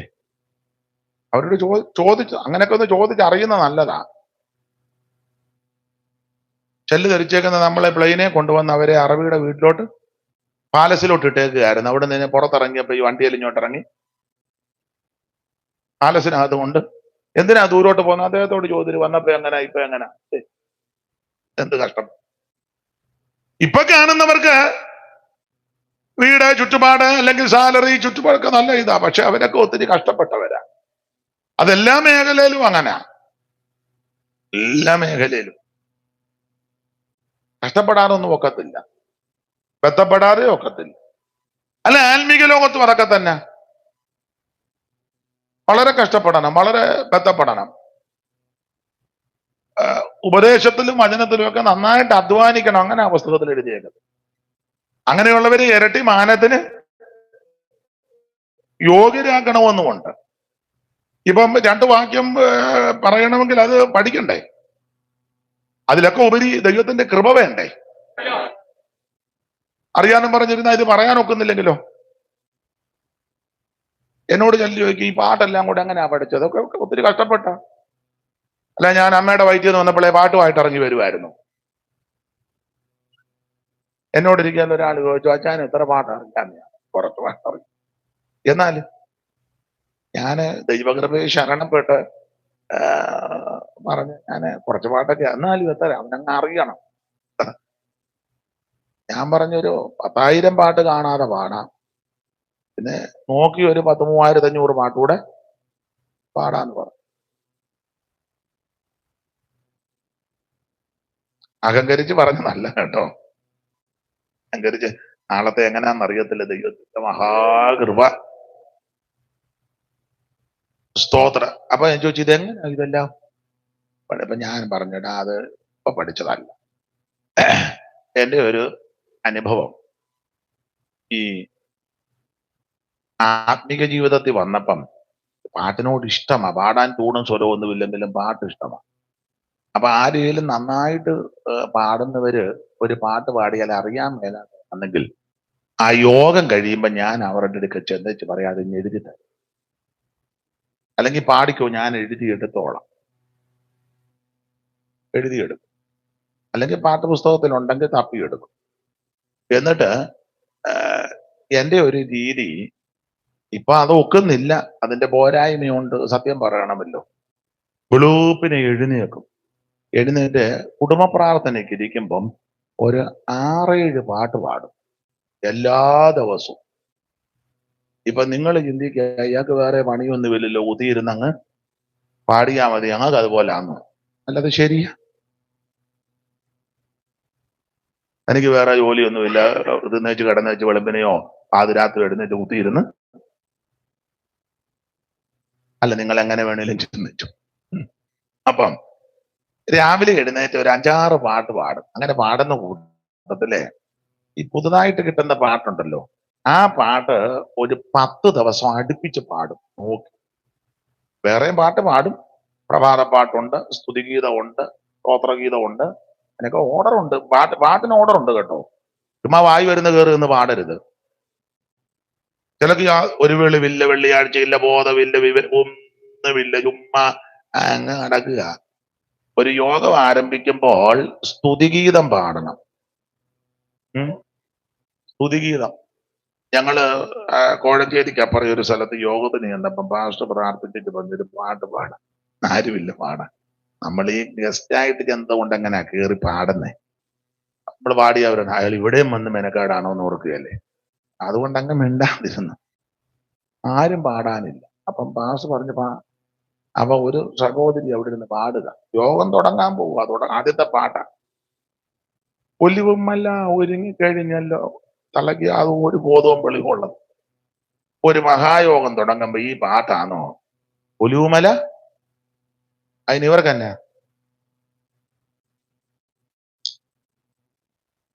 അയ്യോ, അങ്ങനൊന്നും ഒന്നല്ല. നമ്മളൊരു യോഗം തുടങ്ങുമ്പോൾ സ്തുതിഗീതം പാടണം. അതെന്നാന്ന് ചോദിച്ചാൽ ദൈവത്തെ സ്തുതിക്കുന്ന ഗീതങ്ങള്. എത്ര പാട്ടുണ്ട്, നല്ല പാട്ടുകൾ ഇഷ്ടം പോലെ കിടക്കുകയല്ലേ. ഇതെല്ലാം തന്നെ ഓർഡറുണ്ട് കേട്ടോ. അതെ, ആ ഭാഗം വിട്ടൊക്കെ, നമ്മുടെ വിഷയം അതല്ലല്ലോ. അപ്പൊ ഇങ്ങനെ പുതിയ പാട്ട് കിട്ടുമ്പം ഒരു 10 ദിവസം ഇത് നോക്കി പാടും. 11-ാം ദിവസം മനപ്പാഠമാകും. അങ്ങനെ എല്ലാ ദിവസവും ഇങ്ങനെ പാടി ആരിലൊരു പാട്ട് പാടിയാ കേൾക്കും. ഇപ്പോഴും ഞാൻ ആരിലും അറിയാത്ത പാട്ട് നല്ല പാട്ടാന്ന് ചെന്ന് മേടിക്കും. എഴുതി എടുക്കുവോ മേടിക്കുകയോ ഇത് പാടി പഠിക്കും. അപ്പൊ ഞാൻ സൂചിപ്പിച്ചത് കഷ്ടപ്പെടാതെ ഒക്കുകയല്ല, ബന്ധപ്പെടാതെ ഒക്കത്തില്ല. ചെല്ലു പറയാനുണ്ട്, ദൈവം ഇപ്പൊ എനിക്ക് തന്ന വാക്യമാണ്, ഞാനിതിനെ എതിർക്കുന്നില്ല, അത് ശരിയായിരിക്കും, പക്ഷെ ഇതിനെപ്പറ്റി നേരത്തെ ഒരു അറിവുണ്ടായിരിക്കല്ലോ. ചില ആൾക്കാർ പറയും, ഓ ഞങ്ങളുടെ പാസ്റ്റർക്ക് കൃപയൊന്നുമില്ല, അതിനോ എല്ലാം കുറിച്ച് വെച്ചാ പ്രസംഗിക്കുന്നത്, അയാൾക്ക് വിവരമുണ്ട്. നേർക്ക് വിവരമുണ്ട്. ഓർമ്മ അധികമില്ലാത്തവര് കുറിച്ച് വെക്കുന്നത് നല്ലതാണ്. ഒരു ഉപദേശി കുറിച്ച് വെക്കുമ്പോൾ ഓർത്തോണം, പുള്ളി ഇത് വായിക്കുകയും ധ്യാനിക്കുകയും ചെയ്യുന്ന ആളാ, അതുകൊണ്ടാ കുറിച്ച് വെക്കുന്നു. ചുമ്മാ ദൈവം തരുമെന്നും പറഞ്ഞ് കയറുന്ന വെച്ചാൽ അള്ളം പൊട്ടുമെല്ലാം പറഞ്ഞ് ചാണ്ട് വരുന്ന് പിടിച്ചോ എന്ന് പറഞ്ഞ ചില മിടുക്കന്മാരെ കണ്ടില്ലേ, എനിക്കൊന്നും പറ്റുന്നില്ല സാന്നിധ്യം കൊണ്ട്. യോ, മനുഷ്യനെ വിഡ്ഢിയാക്കുക. നിങ്ങൾ കണ്ടില്ലേ, പ്രൈസ് മനുഷ്യനെ വിഡ്ഢിയാക്കുകയല്ലേ. ഇടം വിളിച്ച് സമയം കൊടുത്തത് ദൈവോചനം പറയാനല്ലേ. അതിന് പുള്ളി പറയുന്നു, നിങ്ങൾ ഈ തിരക്കും ബന്ധപ്പാടും ജോലി എന്തെല്ലാം കാര്യങ്ങൾ മാറ്റി വെച്ചാ ഈ അന്നേരം ഇത് വചനത്തിൽ നിന്ന് പറഞ്ഞില്ലേ. അപ്പം ഒരു ദൈവദാസൻ നോട്ട് ചെയ്ത് വെക്കുമ്പോൾ ഓർത്തോണം, പുള്ളി അത് ധ്യാനിച്ച ആളാ, പഠിച്ച ആളാ, അത് നോട്ട് ചെയ്യണം. ഓർമ്മ എല്ലാവർക്കും ഒരുപോലെ അല്ലല്ലോ. അപ്പൊ ഓർത്തിരിക്കാൻ ബുദ്ധിമുട്ടുള്ളവർ കുറിച്ച് വെക്കുന്ന വളരെ നല്ലതാണ്. അങ്ങനെ വേണം പറയാൻ. ഉടനെ വിശ്വാസി പറയുന്നത്, ഞങ്ങളുടെ ഉപദേശി കൃപയില്ല, പുള്ളി എല്ലാം പ്രസംഗ വിഷയം വേണ്ടായോ. സ്തോത്രം. അവിടെ നമുക്ക് ഭാഗം വിട്ടേക്കാം. അപ്പൊ ഏത് വിഷയത്തിന്റെ പുറപ്പിൽ ഒരു അധ്വാനമുണ്ട്. നിങ്ങളിപ്പം ഹോസ്പിറ്റലിൽ ജോലി ചെയ്യുന്ന മാന്യ സഹോദരിമാരുണ്ട്, നല്ല പൊസിഷനിൽ വന്ന ഉടനെ അങ്ങനെ ആയിരുന്നു. എന്ത് ബന്ധപ്പെട്ട എന്തെല്ലാം പോരാട്ടങ്ങൾ, എന്തെല്ലാം ഉപദ്രവങ്ങൾ, എന്തെല്ലാം ഒറ്റപ്പെടലുകൾ, എന്ത് പോരാട്ടങ്ങൾ കൂടിയാ. എല്ലാ മേഖലയും അങ്ങനെ, ആത്മീയത്തിലും അതൊക്കെ തന്നെ. അപ്പൊ ഈ ദൈവപുരുഷൻ എന്ന പേര് ഒറ്റ രാത്രി കൊണ്ടോ ഒരു ദിവസം കൊണ്ടോ അല്ലെ ഒരു മാസം കൊണ്ട് സമ്പാദിച്ചതല്ല, അതിനൊത്തിരി വില കൊടുത്തതാ. ദൈവത്തിന് മഹത്വം. മോശയെ പറ്റി നമ്മൾ തിരുവചനം പഠിക്കുമ്പം മോശയെ പറ്റി വേദപുസ്തകത്തിൽ ധ്യാനിച്ച് പഠിക്കുമ്പോൾ അക്കാലത്ത് ജീവിച്ചിരുന്ന സൗന്ദര്യത്തിന്റെ മൂർത്തിഭാവമായിരുന്നു മോശെ. മോശയുടെ സൗന്ദര്യത്തെ പറ്റി നിങ്ങൾക്കറിയാം, 3 പദമാ കൊടുത്തേക്കുന്നത്.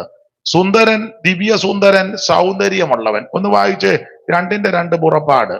അപ്പോസ്തല പ്രവൃത്തി 7-ാം അധ്യായത്തിന്റെ 23 മുതൽ വായിച്ചു. എബ്രായലേഖനം 11-ാം അധ്യായത്തിന്റെ 20 വായിച്ചു.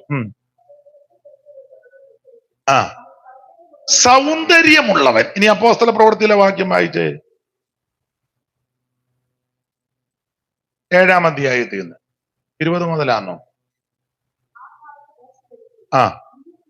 ദിവ്യ സുന്ദരൻ. ഇനി എബ്രായലേഖനം 11-ന്റെ 23 വായിച്ചേ. ശിശു സുന്ദരൻ. 3 പദമാ കൊടുത്തേക്കുന്നത്. സൗന്ദര്യമുള്ളവൻ, സുന്ദരൻ, ദിവ്യ സുന്ദരൻ. അപ്പൊ ഈ 3 വാക്യം കൂടെ ചേർത്ത് പഠിച്ചാൽ അക്കാലത്ത് മോശയെ പോലെ സൗന്ദര്യമുള്ള ഒരു വ്യക്തിയില്ല. പക്ഷെ അതിന്റെ അഹങ്കാരമൊന്നും, നമ്മള് ഇത്രയും ഒക്കെ ഈ പരുവത്തിൽ വരാൻ എന്ത് കഷ്ടപ്പെട്ട ഇല്ലേ, എന്ത് കഷ്ടപ്പെട്ട ഈ പരുവത്തിന്. നഖത്തിൽ അടിക്കുന്നത്, കിറിയെ പുരട്ടുന്നത്, നെറ്റിയെ പുരട്ടുന്നത്, മുഖത്ത് പുരട്ടുന്നത്, പിന്നെ ദേഹത്ത് പുരട്ടുന്നത്, പിന്നെ മുടി തേക്കുന്നത്, എന്തെല്ലാം അല്ലേ. കുറ്റമല്ല ഈ പറയുന്നത്. എന്നിട്ടും ഒത്തില്ലെന്നും പറഞ്ഞായിരിക്കുന്നു. ഇരിപ്പ് കാണുമ്പോ അറിയാം, ചിലരെന്ത് പൈസ ചെലവാക്കുന്നുണ്ടെന്ന് അറിയുന്നതിന്. അതെ, ഒത്തിരി പൈസ കണ്ടവാനം. യോഗ്യമായിരിക്കണം, വൃത്തിയായിരിക്കണം, പക്ഷെ സ്തോത്രം പോലെ അതിന് പൈസ ചെലവാക്കുന്ന ഇവിടെ ഉണ്ട്, നാട്ടിലുമൊക്കെ ഉണ്ട്. കല്യാണമൊക്കെ പിന്നെ പറയുകയും വേണ്ട. അതിനൊക്കെ ചെലവാക്കാൻ നല്ല മനസ്സ് ഇത് ഇത്ര ചെലവാക്കിയിട്ട് ഒക്കുന്നുണ്ടോ? അതുമില്ല. നമുക്ക് ആ ഭാഗം അധികം എടുക്കണ്ട, ഇപ്പൊ തന്നെ അലോഗ്യമാകും. ദൈവത്തിന് മഹത്വം. വ്യർത്ഥമായി സൗന്ദര്യം വരുത്തുന്ന ഇത് പുഴുപോലെ ദൈവം ചെയ്യിപ്പിക്കും. പ്രിയരെ, വൃത്തി ഉണ്ടായിരിക്കണം, ശുചിത്വം ഉണ്ടായിരിക്കണം. ആവശ്യമില്ലാത്ത വേച്ചുകെട്ട് ഒന്നും ഇതിൽ വെക്കരുത്. സ്തോത്രം. സഭാപ്രസംഗയിൽ അങ്ങനല്ലേ വായിക്കുന്ന, തുള്ളനടിഞ്ഞു നടക്കും രോചനക്കുരു ഫലിക്കാലൊക്കെ വരുന്നൊരു ദിവസമുണ്ട്. കയറ്റത്തെ പേടിക്കും, വഴിയിൽ ഭീതി ഉള്ളതായിട്ടൊക്കെ തോന്നും. അരയ്ക്കുന്നവർ ചുരുക്കമാകയാൽ അടങ്ങിയിരിക്കും, ബദാമൃഷം പൂക്കും. അങ്ങനെയൊക്കെയാ പുസ്തകത്തിൽ വാക്യം. ഇപ്പൊ പൂത്തതേതാ പൂക്കാത്തതേതാന്നൊന്നും അറിയത്തില്ല. എല്ലാവരും പരുവക്കേടായിട്ടിരിക്കുക. ദൈവത്തിന് മകത്ത് ആ ഭാഗം വിട്ടേക്കാൻ, വെറുതെ അലോഗ്യം ഉണ്ടാക്കുന്നത്. എന്തായാലും കൊള്ളാം, ഈ സൗന്ദര്യം ക്ഷയിച്ചു പോകുന്നതാ. ഇതിലധികം രസിക്കുകയും പ്രശംസിക്കുകയോ ഒന്നും ചെയ്യരുത്. അബ്ശാലോമിനെ പറ്റി വായിക്കുന്നത് അടി തൊട്ട് മുടി വരെ ഒരു ഊനവുമില്ലായിരുന്നെന്നാ. ഒടുവിൽ എന്തോ സംഭവിച്ചു? നിങ്ങളുടെ വാക്യം വായിച്ച അടി തൊട്ട് മുടി വരെ ഒരു ഊനവുമില്ലായിരുന്നെന്നാ. 14:25 ശമൂവേലിന്റെ 2-ാം പുസ്തകം 14-ാം അധ്യായത്തിന്റെ 25 താളിഞ്ഞോട്ട് മറിക്കുമ്പോ ഇടത്ത് വശത്ത് താഴെ ആ പഴയ ബൈബിളില്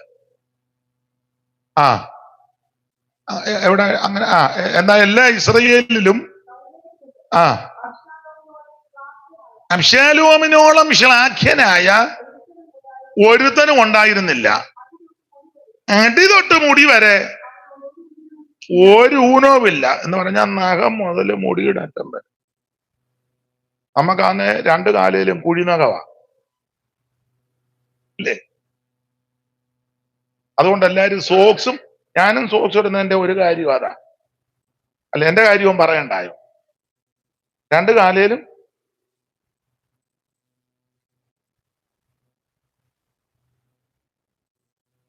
സ്തോത്രം. അന്തരീക്ഷമൊക്കെ മാറുമ്പോ കയ്യും കാലിലും ഒക്കെ ഇത് പൊരി, അതിന് ക്രീം ഇല്ലേ? ഒന്നും അറിയാൻ മേല. തൂപ്പാട് വന്നേച്ചാ വന്നിരിക്കുന്നേ. മറ്റേ ഇപ്പം ഒന്നും അറിയാൻ മേല, പൊട്ടം കളിക്കുക. ഒരാളോട് ഞാൻ ചോദിച്ചു, കയ്യിൽ കുഴിനകം, ഞാൻ ചോദിച്ചു 20 പേരിലേലും കുഴിനകമാണോ? 20 പേരിലേലും.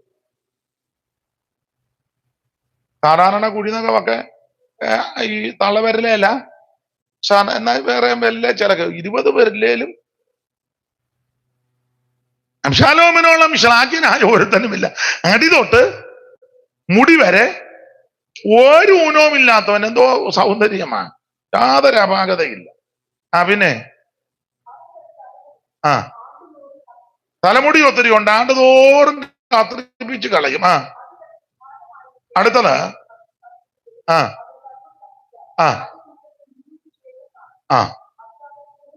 അപ്പൊ ശ്രദ്ധിച്ചേ, അതുപോലെ സൗന്ദര്യമുള്ളയാളാ. തലമുടിയോടും പുള്ളിക്ക് വലിയ തൃപ്തിയായിരുന്നു. തലമുടി ആണ്ടുതോറും കത്തിരിപ്പിക്കുക, അത് വലിയ ആഘോഷം. ഒടുവിൽ സംഭവിച്ചത് എന്നതാ? കൂടുതൽ സ്നേഹിച്ച് കത്തിരിപ്പിച്ച് തൂക്കി വിറ്റ അതിലാ ഒടുവിൽ കൊണ്ട്. ഇതിനകത്തൊരു ആത്മീയ പാഠം, നമുക്ക് വേണ്ടി രക്തം ചിന്തി വീണ്ടെടുത്ത കർത്താവിനേക്കാൾ ഉപരി നീ എന്തിനേലും പ്രാധാന്യം കൊടുത്താൽ അതിലായിരിക്കും കൊണ്ട് കുരുക്കുന്നത്. അത് ഭാര്യയാന്നേലും, മക്കളാന്നേലും, ഭർത്താവാന്നേലും, പിള്ളേരാന്നേലും, മാതാപിതാക്കളാന്നേലും, എന്താന്നേലും കർത്താവിനേക്കാൾ ഉപരി എന്തിനെങ്കിലും പ്രാധാന്യം കൊടുത്തിട്ടുണ്ടെങ്കിൽ അത് കൊണ്ട് കുരുക്കും. കൂട്ടായ്മയും പ്രാർത്ഥനയും ആരാധനയും എല്ലാം അങ്ങ് ഒഴിവാക്കി വെച്ച് എല്ലാരും അല്ല, പിള്ളേര് ഇതെന്നാ യോഗത്തിന് പിള്ളേർ എക്സാം എന്നാ പിള്ളേര് അങ്ങനെ പറഞ്ഞു പോയി. അവസാനം പിള്ളേര് പഠിച്ചു വേറെ രാജ്യങ്ങളിലൊക്കെ പോയി. രണ്ടുകൂടെ നാട്ടിൽ വന്ന് ഗതിയും ഗത്യന്തരവും ഇല്ലാതെ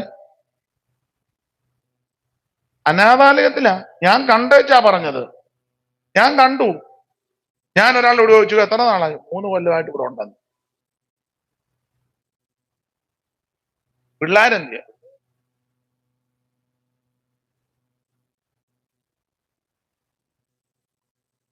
എന്നാ ഒരു ദീർഘശ്വാസം പോലെ അത് കണ്ടു. ഒരു വലിക്കുന്നതായിട്ട് വലിവിന്റെ അസുഖമൊന്നുമില്ലല്ലോ.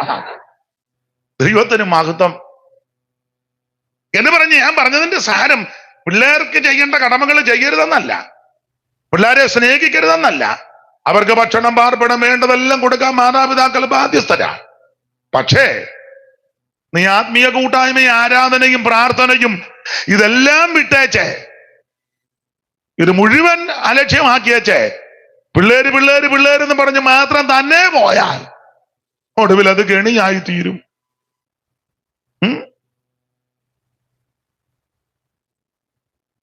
എന്റെ ഭാര്യ അത് നല്ലതാ. ഭാര്യയോട് കടപ്പാടും വേണമല്ലോ. കർത്താവിനേക്കാൾ ഉപരി പറഞ്ഞ് അവസാനം ഭാര്യയും മക്കളും കൂടെ സ്വന്തം ഭർത്താവിനെ, എല്ലാരും അങ്ങനെ ആണെന്നല്ല, അനാഥാലയത്തിൽ കൊണ്ടുവിട്ടു. വിടാൻ നേരത്ത് ഭർത്താവ് പറഞ്ഞു, ഞാനൊരു പേര് പറയും, ആ പേരൊന്നും അല്ല, റോസമ്മ എന്നെ ഉപേക്ഷിച്ച് പോയത്. കൈ കുടഞ്ഞേച്ച് അവര് പോയി. ഇന്ന് വരെ അങ്ങോട്ട് ചെന്നിട്ടില്ല. അമ്മയും മക്കളും പോയി.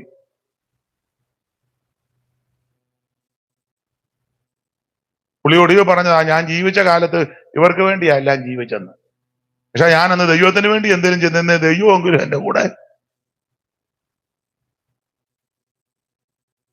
കടമകൾ നിറവേറ്റരുതെന്നല്ല ഞാൻ പറഞ്ഞതിന്റെ അർത്ഥം, തെറ്റിദ്ധരിക്കരുത്. കർത്താവിനേക്കാൾ ഉപരി നീ എന്തിനേലും പ്രാധാന്യം കൊടുത്താൽ അതിൽ കൊണ്ട് കുരുകും. വരുവാനുള്ള ദിനം കെണി പോലെ വന്നിടാൻ, വരുവാനുള്ള ദിനം കെണി പോലെ വന്നിടാൻ, ഇരുട്ടിന്റെ സന്തതി അല്ലല്ലോ നാമിനി, ഇരുട്ടിന്റെ സന്തതി അല്ലല്ലോ നാമിനി, ഇരുട്ടിന്റെ സന്തതി അല്ലല്ലോ. അപ്പൊ ശ്രദ്ധിക്കുക, അത് കെണി പോലെ വരരുത്, ഓടിച്ചു മുമ്പോട്ട് പോകാം. മോശയെ പോലെ സൗന്ദര്യമുള്ള വ്യക്തികൾ ആ ദേശത്ത്, ആ രാജ്യത്ത്, അല്ലെങ്കിൽ ഭൂമിയുടെ മുഖത്ത് അന്നില്ല. അത്രയ്ക്ക് സൗന്ദര്യമാണ്. രണ്ട്, മോശയുടെ ഒരു വിശേഷത, നല്ല കായബലമുള്ളയാളാ. ജിമ്മിലൊക്കെ പോയോ എന്ന് എനിക്കറിയത്തില്ല. ജൂഡോ ആയിരുന്നോ, മിസ്റ്റർ ഈജിപ്റ്റ് ആയിരുന്നോ എന്നൊന്നും എനിക്കറിയത്തില്ല. നല്ല കായബലം. ഒറ്റയടിക്കാ ഒരു തന്നെ കൊന്നു, ഇല്ലേ? ഒന്നേകാലടിച്ചു, ഒറ്റയടി. എന്നാ കരുത്. നമ്മള് അന്ത്യ വരെ അടിച്ച അവനിട്ട് കൊള്ളുകയല്ല, അവസാനം അവൻ പുറം കൈക്ക് ഒരു താങ്ങുക. അതാണ് അതാണ് നമ്മുടെ അഭ്യാസം. നിങ്ങൾ ശ്രദ്ധിച്ച ചിലർക്ക് ഇങ്ങനെ വീട്ടുകാരെ കാണിക്കുന്നതാ. ഉടനെ അപ്പനും അമ്മയും പറയും, എന്നാ അപ്പം പറയും, അവന് 3 മുട്ടയും കൂടെ കടി, മുട്ടയുടെ വെള്ള. നല്ല റോഡ് പണിക്ക് പോകുകയും തടി പിടിക്കുന്നതിന്റെ മുന്നിൽ ചെല്ലാം, ഒറ്റ അടിക്കാൻ അവന്റെ നല്ല തടി പിടിക്കുന്ന തടി കിട്ടുന്നവരെ കണ്ടില്ല, ലോറിയെ പുറത്തൊക്കെ നല്ല ഉരുണ്ട് തഴമ്പിരിക്കുക. കരിങ്കല്ലിന്റെ പണിക്ക് പോകുന്ന ബേബി ഒറ്റ അടി അടിച്ചാൽ മതി, ജൂഡോ അന്നേരം. പിന്നെ വീട്ടുകാരെ കാണിക്കാം. നമ്മൾ പറയാം ജിമ്മിൽ പിന്നെ അപ്പനും അമ്മയും കൂടെ, അവന് മസിലൊക്കെ ആയി, എല്ലിയോടി. ആ മസിലായി, നിന്റെ കൊങ്ങായിക്ക് പിടിക്കാനായി വരുന്നു മസിൽ.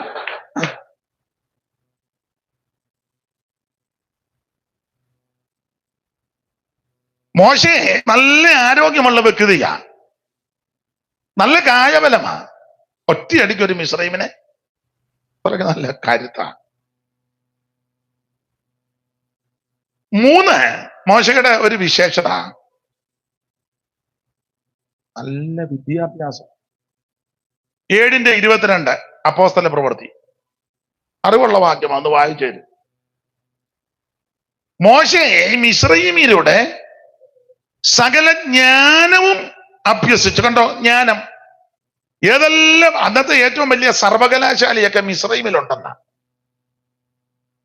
അവിടുത്തെ ബിരുദാനന്തര ബിരുദം എടുത്ത ആളാ മോശെ. നമ്മൾ 10ാം ക്ലാസ് ജയിച്ചത് തന്നെ അപ്പുറം ഇപ്പുറം ഇരുന്നവൻ ഒരുമാതിരി കൊള്ളാവുന്നവനായതുകൊണ്ട്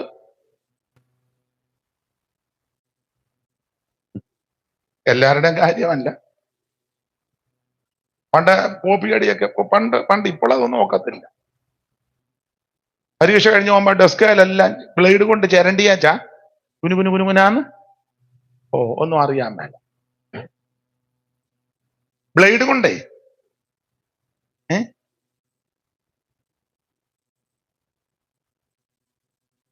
കോപ്പി അടിച്ച് ജയിച്ചവരുണ്ട്, നന്നായിട്ട് പഠിച്ച് ജയിച്ചവരും നന്നായിട്ട് അധ്വാനിച്ച് കഷ്ടപ്പെട്ടവരുണ്ട്.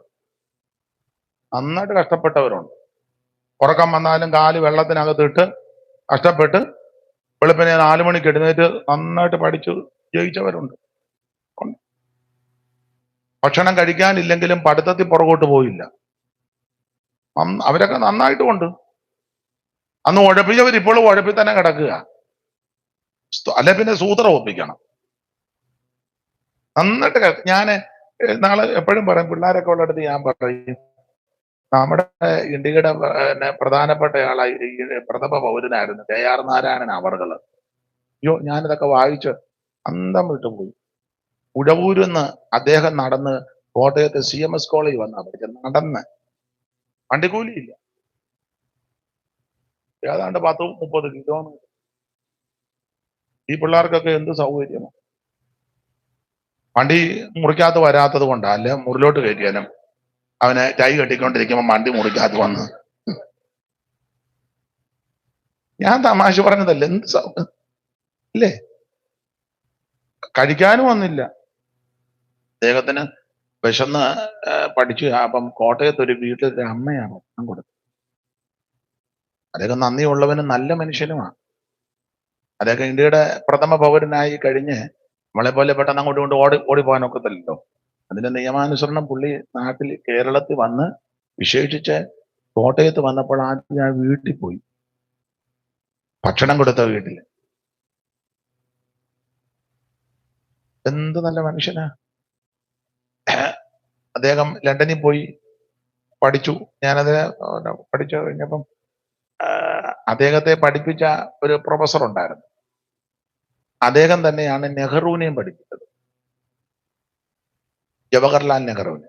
രണ്ടുപേരും ഒരു സ്കൂളിൽ പഠിച്ചു ലണ്ടനിൽ. നെഹ്റു നേരത്തെ പഠിച്ചു പോന്നു, ഇന്ത്യയുടെ പ്രധാനമന്ത്രിയായി. അതിനുശേഷമാ ഈ KR നാരായണൻ അവർകൾ അവിടെ പഠിച്ചത്. രണ്ടുപേരും ഒരു പ്രൊഫസറാണ് പഠിപ്പിച്ചത്. അപ്പൊ അദ്ദേഹം പ്രായമായി. പഠിച്ചു കഴിഞ്ഞ് നെഹ്റുവിന്റെ കഴിവ്, KR നാരായണന്റെ കഴിവും പ്രാപ്തിയും വിട്ടുക്കനാന്ന് മനസ്സിലായപ്പം പഠിത്തം തീർന്നപ്പോൾ ആ പ്രൊഫസർ ലെറ്റർ എഴുതി. അധികം ഒന്നും വലിച്ചു വാരി എഴുതിയില്ല, ആധാരം എഴുതും പോലെ എഴുതിട്ട് അത് ഒട്ടിച്ച് KR നാരായണൻ അവരുടെ കൈ കൊടുത്ത് നെഹ്റുവിന്റെ കൊടുത്തേക്കണം നീ കത്ത്.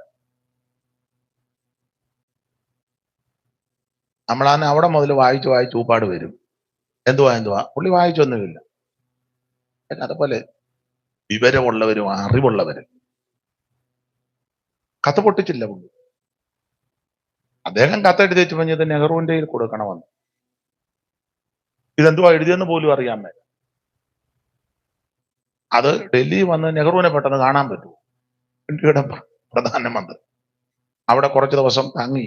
ഒടുവിൽ ആരെയോ സ്വാധീനിച്ച് പറഞ്ഞ് അദ്ദേഹത്തെ കണ്ട ഉടനെ കത്ത് കൊടുത്തു. ആദ്യം കാണിക്കാൻ ഞാൻ ഒന്ന് വലിയ നെടുപ്പും ഒന്നുമില്ല, കളറും ഒക്കെ അതൊക്കെ ഉണ്ട്, ഇതിനകത്ത് ഉണ്ട്, എല്ലായിടത്തും ഉണ്ട്.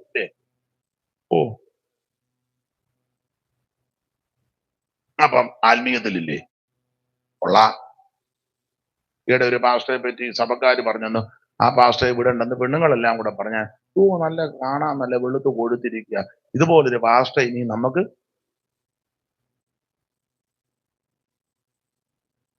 ഞാൻ തമാശ പറഞ്ഞ, മാമയ്ക്ക് എന്നാ വിശ്വാസമില്ലേ? രാത്രി ഞാൻ ഫോൺ ചെയ്ത് വേണേ കേൾപ്പിക്കാം. എന്റെ ദൈവമേ, ജോഡി ഉള്ള കാര്യമായി പറഞ്ഞത്, ഞാൻ നിർമ്മിച്ചതൊന്നുമല്ല. അതൊക്കെ ഉണ്ട്, ഇതിനകത്തുണ്ട്. ഇല്ലെന്നൊന്നും പറയരുത്. അപ്പം കത്ത് കൊടുത്തു. കത്ത് നെഹ്റു പൊട്ടിച്ചു വായിച്ചപ്പോ അതിനകത്ത് എഴുതിയ ഉള്ളടക്കം ഇതാ: ഈ വരുന്ന സ്റ്റുഡന്റിനെ വെറുതെ വിടരുത്, ബ്രില്യന്റാ, ഇന്ത്യക്ക് പ്രയോജനപ്പെടുത്തിക്കോണം. എഴുതിയത് ആരാ? പുള്ളിയെ പഠിപ്പിച്ച പ്രൊഫസറാണ്. താരം തന്നെ ബർമയുടെ അംബാസഡറായിട്ട് വിടുക. നിങ്ങൾ ചോദിക്കുന്നത് താനെങ്ങനെ ഇതെല്ലാം അറിഞ്ഞു? അത് അദ്ദേഹം മരിച്ചപ്പം മനോരമയിൽ ഈ വാർത്തയെല്ലാം വന്നതാ. ഞാൻ കുറച്ചൊക്കെ വായിച്ചു, ഓർമ്മയിൽ ഇടയ്ക്കിടയ്ക്ക് നിന്ന് പോന്നു. പാർട്ടിയുടെ വല്ല കുഴപ്പം?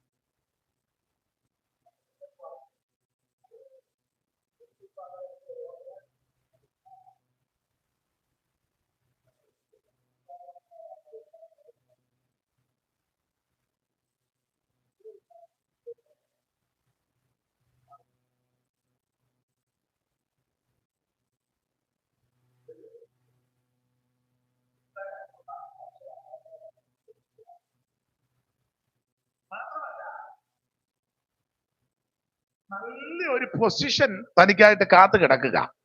നിലവിലുള്ള ഫറവോൻ നാട് നീങ്ങിയാൽ ആ കസേരയിൽ ഇരിക്കേണ്ടത് മോശയാണ്, ന്യായമായി ചിന്തിച്ചാൽ. കാരണം ഫറവോന്റെ പുത്രിയുടെ മകനായിട്ട് അവിടെ വളരും.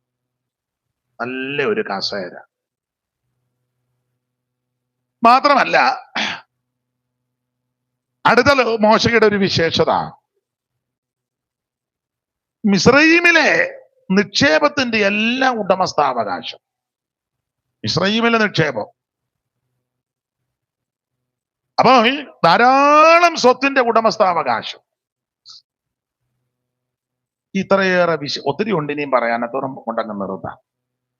സൗന്ദര്യത്തില് ഒന്നാണ്, ആരോഗ്യത്തിലും ഒന്നാണ്, വിദ്യാഭ്യാസത്തിലും ഒന്നാണ്, പിന്നെ സമ്പത്ത് കൊണ്ടും ഒന്നാണ്, നല്ലൊരു കസേര. വേറെ ഒത്തിരി ഉണ്ട്, ഇപ്പൊ 5 പറഞ്ഞാൽ മതി. ഇത്രയേറെ വിശേഷതകളുള്ള ഈ മനുഷ്യൻ തെരഞ്ഞെടുത്ത മാർഗം എന്നാന്നറിയാമോ? ദൈവജനത്തോടുകൂടെ കഷ്ടത. എങ്ങനുണ്ട്? ദൈവജനത്തോടുകൂടെ കഷ്ടത. ഇന്ന് രാത്രിയിൽ ചില പ്രിയപ്പെട്ടവർ ഇത് തെരഞ്ഞെടുക്കണം. മോശയ്ക്ക് ഒരു കാര്യം പിടികിട്ടി, ഇത് തെരഞ്ഞെടുക്കാൻ കാരണം ദൈവജനത്തെ ഇതെല്ലാം ആവശ്യമാ, പക്ഷേ ഇവിടം കൊണ്ട് തീരുന്നതാ. സൗന്ദര്യം ഇവിടം കൊണ്ട് തീരും, വിദ്യാഭ്യാസം, നിന്റെ കായബലമല്ല ഇതുകൊണ്ട് തീരും, പക്ഷെ നിലനിൽക്കുന്ന നിത്യതയാ. ആ നിത്യതയ്ക്ക് വേണ്ടി ഒരുങ്ങണം. അത് പ്രതിഫലം നോക്കിയത് കൊണ്ട് ഇങ്ങനെയൊക്കെ താൻ സമർപ്പിച്ച് മുമ്പോട്ട് വന്നത് കൊണ്ട് ദൈവപുരുഷൻ എന്ന പദവി ലഭിച്ചത്. ഒരു കാര്യം പറഞ്ഞ നമുക്ക് 9-ന് കേൾക്കുന്നത്, ഞാനൊരു 9:28 ആകുമ്പോ പ്രസംഗം നിർത്തും, പോരെ? അതോ 9:25 വേണം? അപ്പൊ ഞാൻ എന്തിനും തയ്യാറാ, അതിന് മതി. വേണ്ട, 28-ന് നിർത്താൻ, 2 എടുക്കൂ. എനിക്ക് തുറവ് സമയം തന്നതല്ലേ ദൈവത്തിന്. അപ്പൊ ശ്രദ്ധിക്കുക, എന്നെ കേൾക്കുന്ന ബഹുമാന്യരായി നിങ്ങളോട് പറയാം, സൗന്ദര്യത്തിൽ പ്രശംസിക്കരുത്, ഇത് പുഴുപോലെ ക്ഷയിക്കും.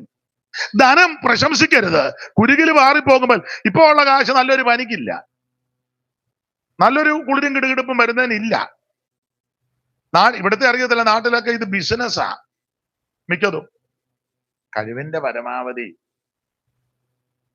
അങ്ങ് വന്നാലും ആർക്കും ഒന്നും വരാതിരിക്കട്ടെ. അഥവാ എന്തെങ്കിലും ട്രീറ്റ്മെന്റ് ഉണ്ടെങ്കിൽ എന്റെ അഭിപ്രായമാണ്, ആരും യോജിക്കത്തില്ല, ചെയ്യത്തില്ലെന്നറിയാം. ആ മെഡിക്കൽ കോളേജിൽ പോയി നല്ല ഒരു ഡോക്ടറെ കാണുന്നതാ നല്ലത്.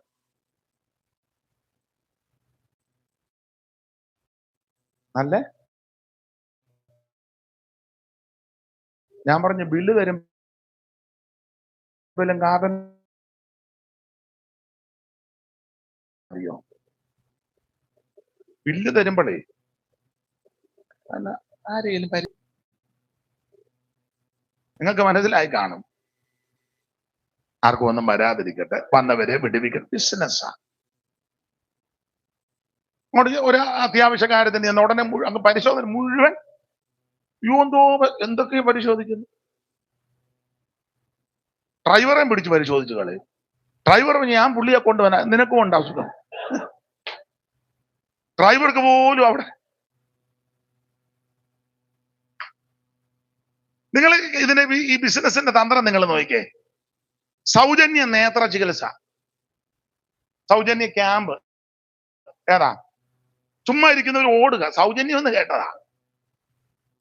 ആ ഒരു പാചകമാ പോകാൻ പ്രേരിപ്പിച്ചേ. ഭാര്യയും ഭർത്താവൂടെ അവിടെ ചെന്ന് മേളിൽ കൂടെ പോകുന്നതായിട്ട് അത് അങ്ങനെ പോയി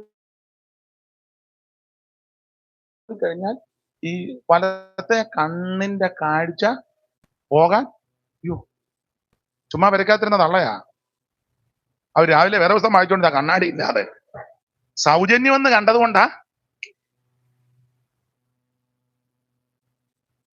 ഇനി കുറച്ച് നാൾ കഴിഞ്ഞാൽ അത് ഇടത്തെ കണ്ണിനെ ബാധിക്കും. പിന്നെ ഒട്ടും കാണാൻ മേലാതെ ഉടനെ പോകാൻ വഴി എന്നാ കണ്ണാടി വെക്കണം. വെക്കാം ഡോക്ടറെ. ഉടനെ കണ്ണാടിക്കെല്ലാം നോക്കി. കണ്ണാടിയുടെ ഫ്രെയിം 17,000, കണ്ണാടിക്ക് 22, 17, 22 എത്രയാ? 39. ഒരു കണക്ക് തയ്ക്കാം 40. അമ്മാമ്മയ്ക്ക് ആയതുകൊണ്ട് കണ്ണാടി മേടിക്കുകയും ചെയ്യും. അച്ചായനാണ് പറയോ ഇനി കുഴപ്പമൊന്നുമില്ല, ഒന്നും വേണ്ടാന്ന് പറയും. അമ്മാമ്മയ്ക്ക് വന്ന വിഷയമാണ്. അച്ചായന് പിള്ളേരോട് പറയാം എടീ കണ്ണ് അമ്മ വേണ്ട കുഴപ്പമൊന്നുമില്ല ഇമ്മ. ഇനി ഈ പ്രായത്തിൽ അമ്മാവ് അല്ല മിക്കയിടത്തും അതൊക്കെയാ കണ്ടുവരുന്നത്. ദൈവത്തിന്റെ മഹത്വം. ഞാൻ ആലോക്യം ഉണ്ടാക്കാൻ പറഞ്ഞ ഒന്നുമല്ല. ഇതെല്ലാം ബിസിനസ്സാ, കൂടുതലും ബിസിനസ്സാ. അതുപോലെ നിങ്ങൾ കേട്ടിട്ടില്ലേ, എനിക്ക് സയൻസ് ഒന്നും അറിയത്തില്ലേ, ഇപ്പൊ നിങ്ങൾ പറയാം അറിയാൻ മേലാത്തന്റെ വിവരക്കേട് അതാ നീ പറഞ്ഞോട്ടെ. എന്നാ നിങ്ങളിപ്പോ പറയുന്നത് ആയിക്കോട്ടെ. നാട്ടിലൊക്കെ ഇപ്പൊ കണ്ടില്ലേ പരിശോധനയ്ക്ക് ചെന്ന് കഴിയുമ്പോൾ പല പരിശോധന അവര് പറഞ്ഞ എന്തോ പറഞ്ഞാ ഡോക്ടർ, അയ്യോ ഡോക്ടർ സ്കാൻ ചെയ്തെല്ലാം ചെയ്തേച്ച് പറഞ്ഞു ഈ അസുഖം 10 ലക്ഷം പേരിൽ ഒരാൾക്ക്. അപ്പം 10 ലക്ഷം പേരിൽ മിടുക്കൻ ആരായി? അത് വലിയ ക്രെഡിറ്റ് ആയിട്ടാ 10 ലക്ഷം പേരിൽ. പിന്നെ വേറൊരു രീതി നിങ്ങൾ ഇതിന്റെ ഈ കൗണ്ട് 55,000 വരണ്ട. പക്ഷെ അമ്മാമ്മയ്ക്ക് 13,000 ഉള്ളൂ. നമുക്ക് തന്നെ അതുപോലും നമ്മളും ചുമ്മാ കൗണ്ട് കുറവാ. എന്നാത്തിന്റെ? ഡോക്ടർ പറഞ്ഞ 50,000 വേണ്ടത്, അമ്മാമ്മയ്ക്ക് എത്ര ഉണ്ട്? 3,000 താഴെ. ബിസിനസ് ആണെന്നറിയോ ഇതെല്ലാം? എടാ ഇതിലെല്ലാം ഉപരി ഒരുവൻ സ്വർഗത്തിൽ ഇരിപ്പുണ്ട്. നാട്ടിലൊക്കെ നിങ്ങൾ ശ്രദ്ധിച്ച്, നാട്ടിലൊക്കെ ഇവിടുത്തെ അറിയത്തില്ല, നാട്ടിലൊക്കെ ഐസിയുലോട്ട് കൊണ്ടുപോയി അവരിങ്ങനെ തുറന്നിട്ടോണ്ടിരിക്കുക. ആര് വന്നാലും നടന്നു ചെല്ലുന്നവനെ അങ്ങോട്ട് കയറ്റുക. അവൻ ബസ്സെന്നെടുത്ത് ചാടി ഓടി ഈ ആശുപത്രിയുടെ കോമ്പൗണ്ടിൽ കയറി ലിഫ്റ്റ് വരാൻ താമസമായിട്ട് പെട്ടെന്ന് സ്റ്റെപ്പ് കയറി അവിടെ ചെന്നാൻ പറഞ്ഞു 7 ബ്ലോക്ക് ഉണ്ട്, ഇപ്പൊ കയറ്റിക്കോളാൻ. എന്തോ ഒരു അക്രമമാണെന്ന് ഓർത്തോ.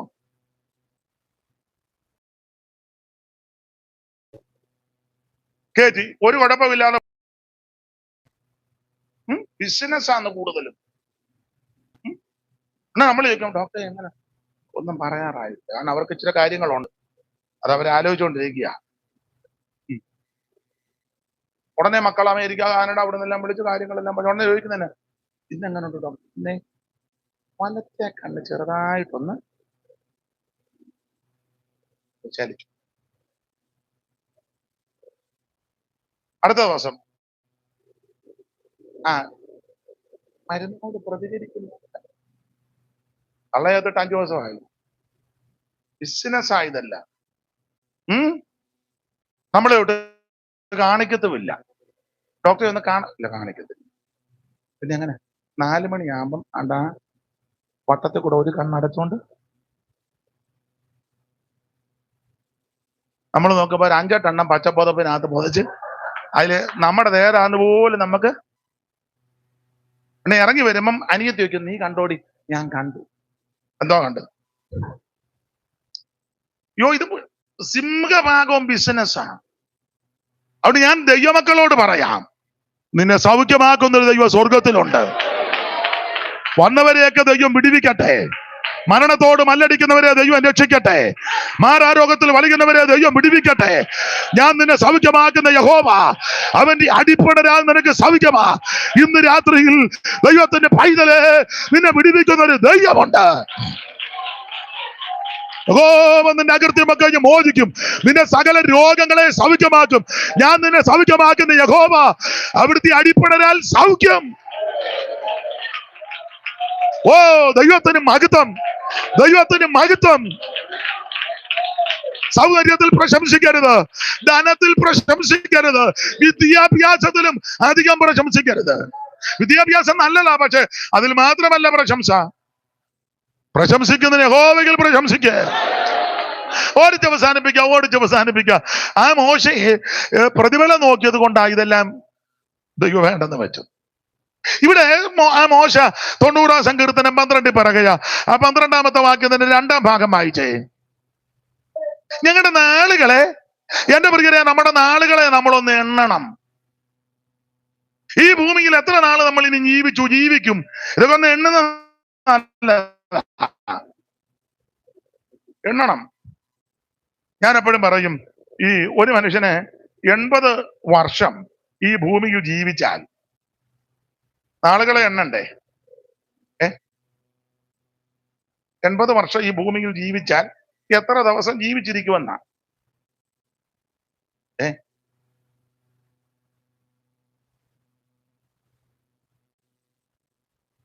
ഒരു സെക്കൻഡ് അല്ലേ? ഒരു സെക്കൻഡ് എത്ര സെക്കൻഡാ? 1 മിനിറ്റ് 60. എത്ര മിനിറ്റാ 1 മണിക്കൂർ? 60. അന്നേ എത്ര മണിക്കൂറാ ഒരു ദിവസം? കണ്ണാടി 24.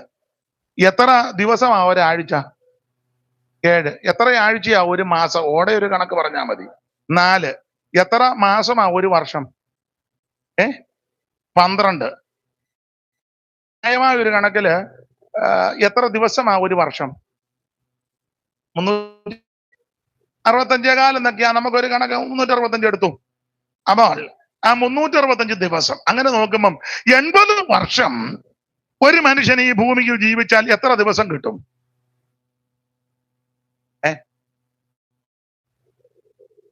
29,200 അല്ലേ? നോക്ക്, ചുമ്മായിരിക്കല്ലയോ കൂട്ടെ.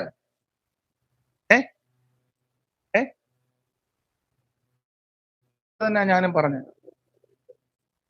അപ്പോൾ ഞങ്ങളുടെ നാളുകളെ എണ്ണുവാൻ ഞങ്ങളെ. അപ്പൊ 80 വർഷം ഒരു മനുഷ്യൻ ഈ ഭൂമിയിൽ ജീവിച്ചാൽ അവന് ലഭിക്കുന്ന ദിവസം 29,200 ദിവസമാണ്. അത്രേ ഉള്ളൂ. നമുക്കൊരു കണക്കങ്ങ് വെക്കാം. 30,000 അങ്ങ് എടുത്തു, ഒന്ന് തികയ്ക്കാനാ. ഈ 30,000 ദിവസം ഒരു മനുഷ്യൻ ഈ ഭൂമിയിൽ ജീവിച്ചാൽ, നാട്ടിലെ രീതിയൊക്കെ വെച്ചാ പറഞ്ഞ ഡോക്ടേഴ്സൊക്കെ പറയുന്നതനുസരിച്ച് കുറഞ്ഞത് 6 മണിക്കൂറെങ്കിലും ഉറങ്ങണം. 8 അവര് പറയുന്നത്. കുറഞ്ഞത് 8 എടുക്ക. അപ്പം ഒരു ദിവസത്തിൽ ഉറങ്ങാൻ എത്രയാ? 8 മണിക്കൂർ. അപ്പം 3-1 ഉറക്കം. മൂട്ടല്ലേ 24 മണിക്കൂറിൽ 8 മണിക്കൂർ ഉറങ്ങുക. അങ്ങനെ 80 വർഷം 8 മണിക്കൂർ വെച്ച് ഉറങ്ങിയാൽ മൊത്തം 30,000 ദിവസം. 3-1 പോയാൽ പിന്നെ എത്ര ദിവസം ഉണ്ട്?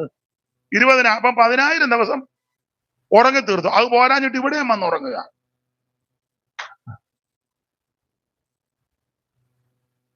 ഇല്ലേ? അല്ല, ഇതൊന്നും എണ്ണണ്ടേ? ഞങ്ങളുടെ നാളുകളെ ഇതൊക്കെ എണ്ണണം. 30,000 ദിവസം 80 വർഷം ജീവിക്കുന്ന മനുഷ്യൻ ഈ ഭൂമിയിൽ അവൻ ദിവസം ലഭിച്ചാൽ അതിൽ 10,000 ദിവസവും ഉറങ്ങിത്തീരുക. പിന്നെ ജോലി അതവിടെ നിൽക്കട്ടെ. ഭക്ഷണം, ഇവിടുത്തെ കുറച്ചുകൂടെ ക്രമീകരണമുണ്ട്. നാട്ടിലൊക്കെ ഞാൻ ഒരാൾ ചോദിച്ചു എത്ര നേരം ഭക്ഷണം കഴിക്കും? ഞാൻ ഓർത്തത് ഒരു 3 നേരം പറയാൻ പറഞ്ഞ 4 നേരം കഴിക്കുമെന്ന് പറഞ്ഞു. 4 വേണ്ട, 3 എടുത്താൽ മതി. 3. ചില നല്ല സമയമെടുത്ത് കഴിക്കുന്നവരും ഉണ്ട്.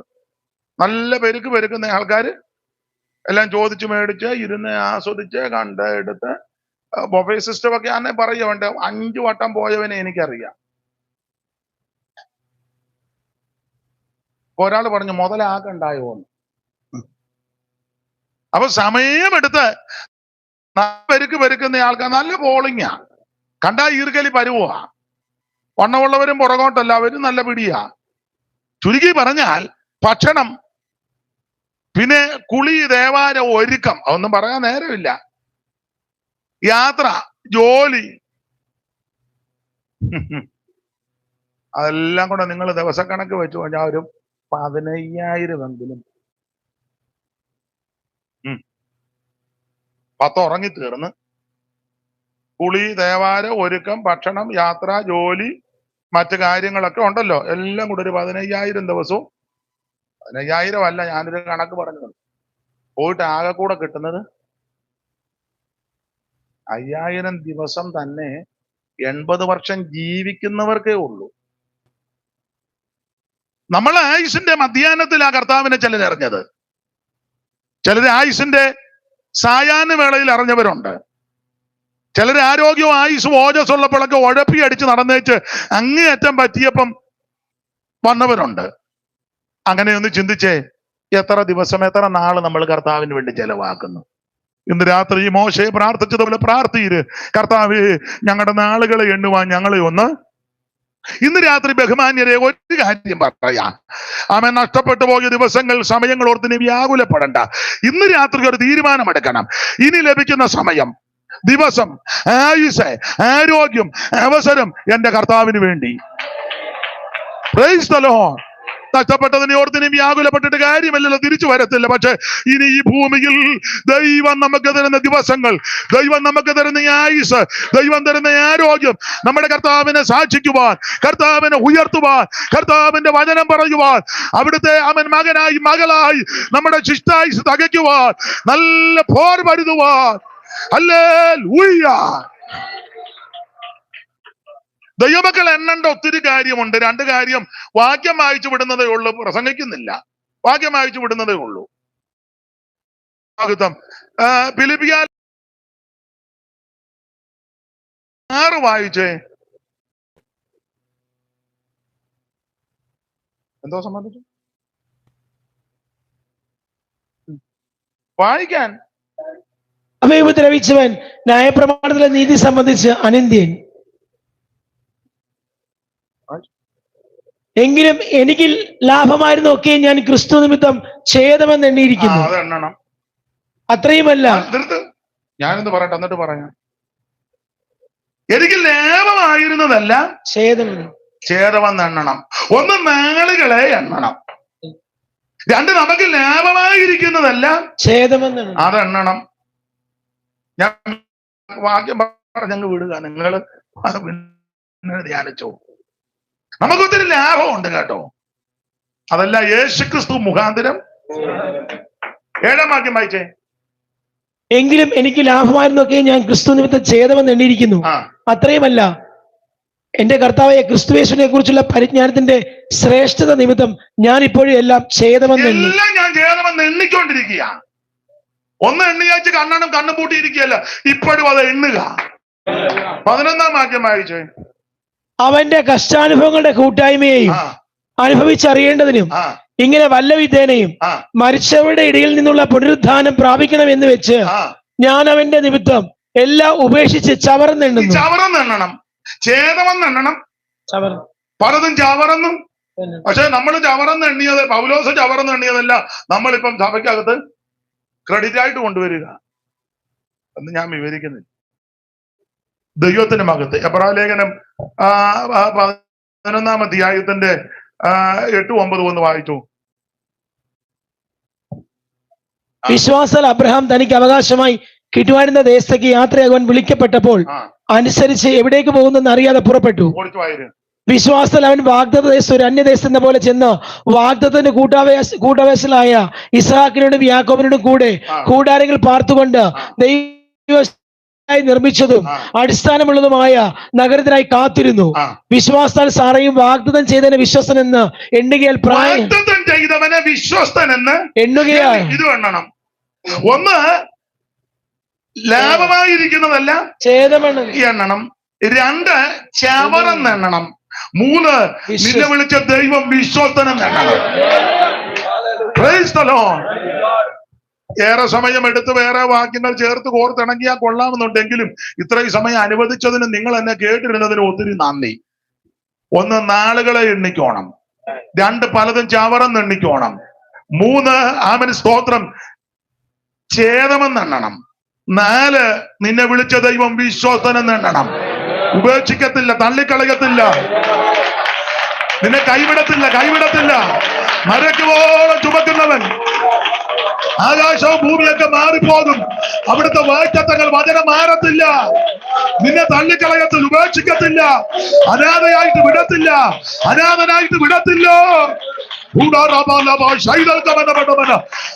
എല്ലാ ബന്ധനങ്ങൾ അടിക്കട്ടെ. ജനത്തിനെതിരെ, ആയുസ്സിനെതിരെ, ആരോഗ്യത്തിനെതിരെ വെല്ലുവിളിക്കുന്ന പോരുകൾ വിടുതൽ അടമന ജലപടമല്ല തിരിപികമല്ല. ഇന്ന് രാത്രി ദൈവിക വിടുതൽ യേശുവിന്റെ നാമത്തിൽ നിന്റെ ജനത്തെ അനുഗ്രഹിച്ച് പ്രാർത്ഥിക്കുന്നു. കുടുംബങ്ങളെ അനുഗ്രഹിച്ച് പ്രാർത്ഥിക്കുന്നു. ഓ വിപികമല്ല തിരിപികമല്ല അന്തല ജലാധാര വൈഡപ്രമല. ഓ ആരോഗ്യത്തിനെതിരെ, നന്മയ്ക്കെതിരെ വെല്ലുവിളിക്കുന്ന പോരുകൾ ഇന്ന് രാത്രി അടിഞ്ഞു മാറട്ടെ. അവിടുന്ന് വിശ്വസ്തനെന്ന് ഞങ്ങൾ എണ്ണുന്നു. ഞങ്ങളെ വിളിച്ച ദൈവം വിശ്വസ്തൻ. വാഗ്ദത്തം ചെയ്തവൻ വിശ്വസ്തൻ. ഇന്ന് രാത്രി ഞങ്ങൾ എണ്ണുന്നു.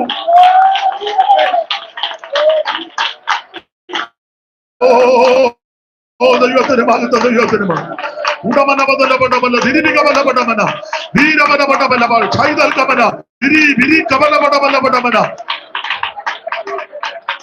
കരമുയർത്തി ദൈവത്തെ മഹത്വപ്പെടുത്താം. ആ പഴയ പാട്ടിന്റെ ഒരു വരി ഒന്ന് പാടാം. ആമേൻ സ്തോത്രം. പരീക്ഷകൾ വേദനകൾ എനിക്കെന്നു ദായിടിലോ പരീക്ഷകൾ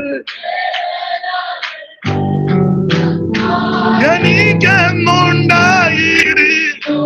ഓ നാഥനെ ഉള്ളത്തിൽ ധ്യാനിച്ചോ എന്റെ ക്ഷീണം മറന്നു പോകുന്നു ഞാൻ. നാഥനെ ഉള്ളത്തിൽ ധ്യാനിച്ചു എന്റെ ക്ഷീണം മറന്നങ്ങു പോകുന്നു ഞാൻ. ജീവിത പാതയിൽ ഞാൻ സിയോൻ നഗരിയിൽ പോകുന്നു ഞാൻ. വിശ്വാസനായകൻ യേശുവെ നോക്കി വിശ്രമദേശത്ത് പോകുന്നു ഞാൻ. വിശ്വാസനായകൻ യേശുവെ നോക്കി വിശ്രാമം ദേശത്ത് പോകുന്നു ഞാൻ. ദൈവത്തെ മഹത്വപ്പെടുത്താം. ഇന്ന് രാത്രി ഇവിടെ വന്ന് അല്പസമയങ്ങളിൽ ശുശ്രൂഷിപ്പാൻ ദൈവം കൃപ നൽകി എന്നെ ക്ഷണിച്ച ബഹുമാന്യ കർത്തദാസനും കുടുംബത്തിനും മാന്യസഭയ്ക്കും മറ്റ് പല പ്രിയപ്പെട്ടവർ വന്നല്ലോ. നിങ്ങൾക്ക് എല്ലാവർക്കും നന്ദി. കർത്താവിന്റെ വരവിനായിട്ട് ഒരുങ്ങാം. എളിയവരെയും ശുശ്രൂഷകളായിട്ട് ഓർത്ത് പ്രാർത്ഥിക്കണമെന്ന് അപേക്ഷിക്കുന്ന ദൈവത്തിന്റെ വലിയ കൃപ കൊണ്ടും അനേക ദൈവമക്കളുടെ പ്രാർത്ഥന കൊണ്ടാണ് ഇന്ന് വരെ നിൽക്കുന്നത്. മേലിലും നിങ്ങളുടെയൊക്കെ വിലപ്പെട്ട പ്രാർത്ഥനയെ അപേക്ഷിക്കുന്നു. വരുന്ന ആഴ്ച കടന്നു പോകുവാൻ കർത്താവിൽ ശരണപ്പെടുന്നു. തിരുവല്ലയിൽ ഒരു കൂട്ടായ്മയുണ്ട്. നിങ്ങൾ നാട്ടിൽ വരുമ്പോൾ സാവകാശവും സാഹചര്യവും ഒക്കെ അനുവദിക്കുന്നെങ്കിൽ അവിടെ സഭായുഗത്തിന് വരുവാൻ എല്ലാവരെയും ക്ഷണിക്കുന്നു. കർത്താവിന്റെ വരവിനായിട്ട് ഒരുങ്ങാം. ദൈവം എല്ലാവരെയും അനുഗ്രഹിക്കുമാറാകട്ടെ. രണ്ട് കരങ്ങളിൽ ചേർത്തടിച്ച് കർത്താവിന് മഹത്വപ്പെടുത്താട്ടെ. ആമേൻ. ദൈവദാസനെ ഓർത്തുകൊണ്ട് നമുക്ക് ഒരുമിച്ച് സ്തോത്രം ചെയ്യാം. കർത്താവ് ശക്തമായി വചനത്തിന്റെ മർമ്മങ്ങളെ വെളിപ്പെടുത്തുവാൻ ദാസനെ കർത്താവ്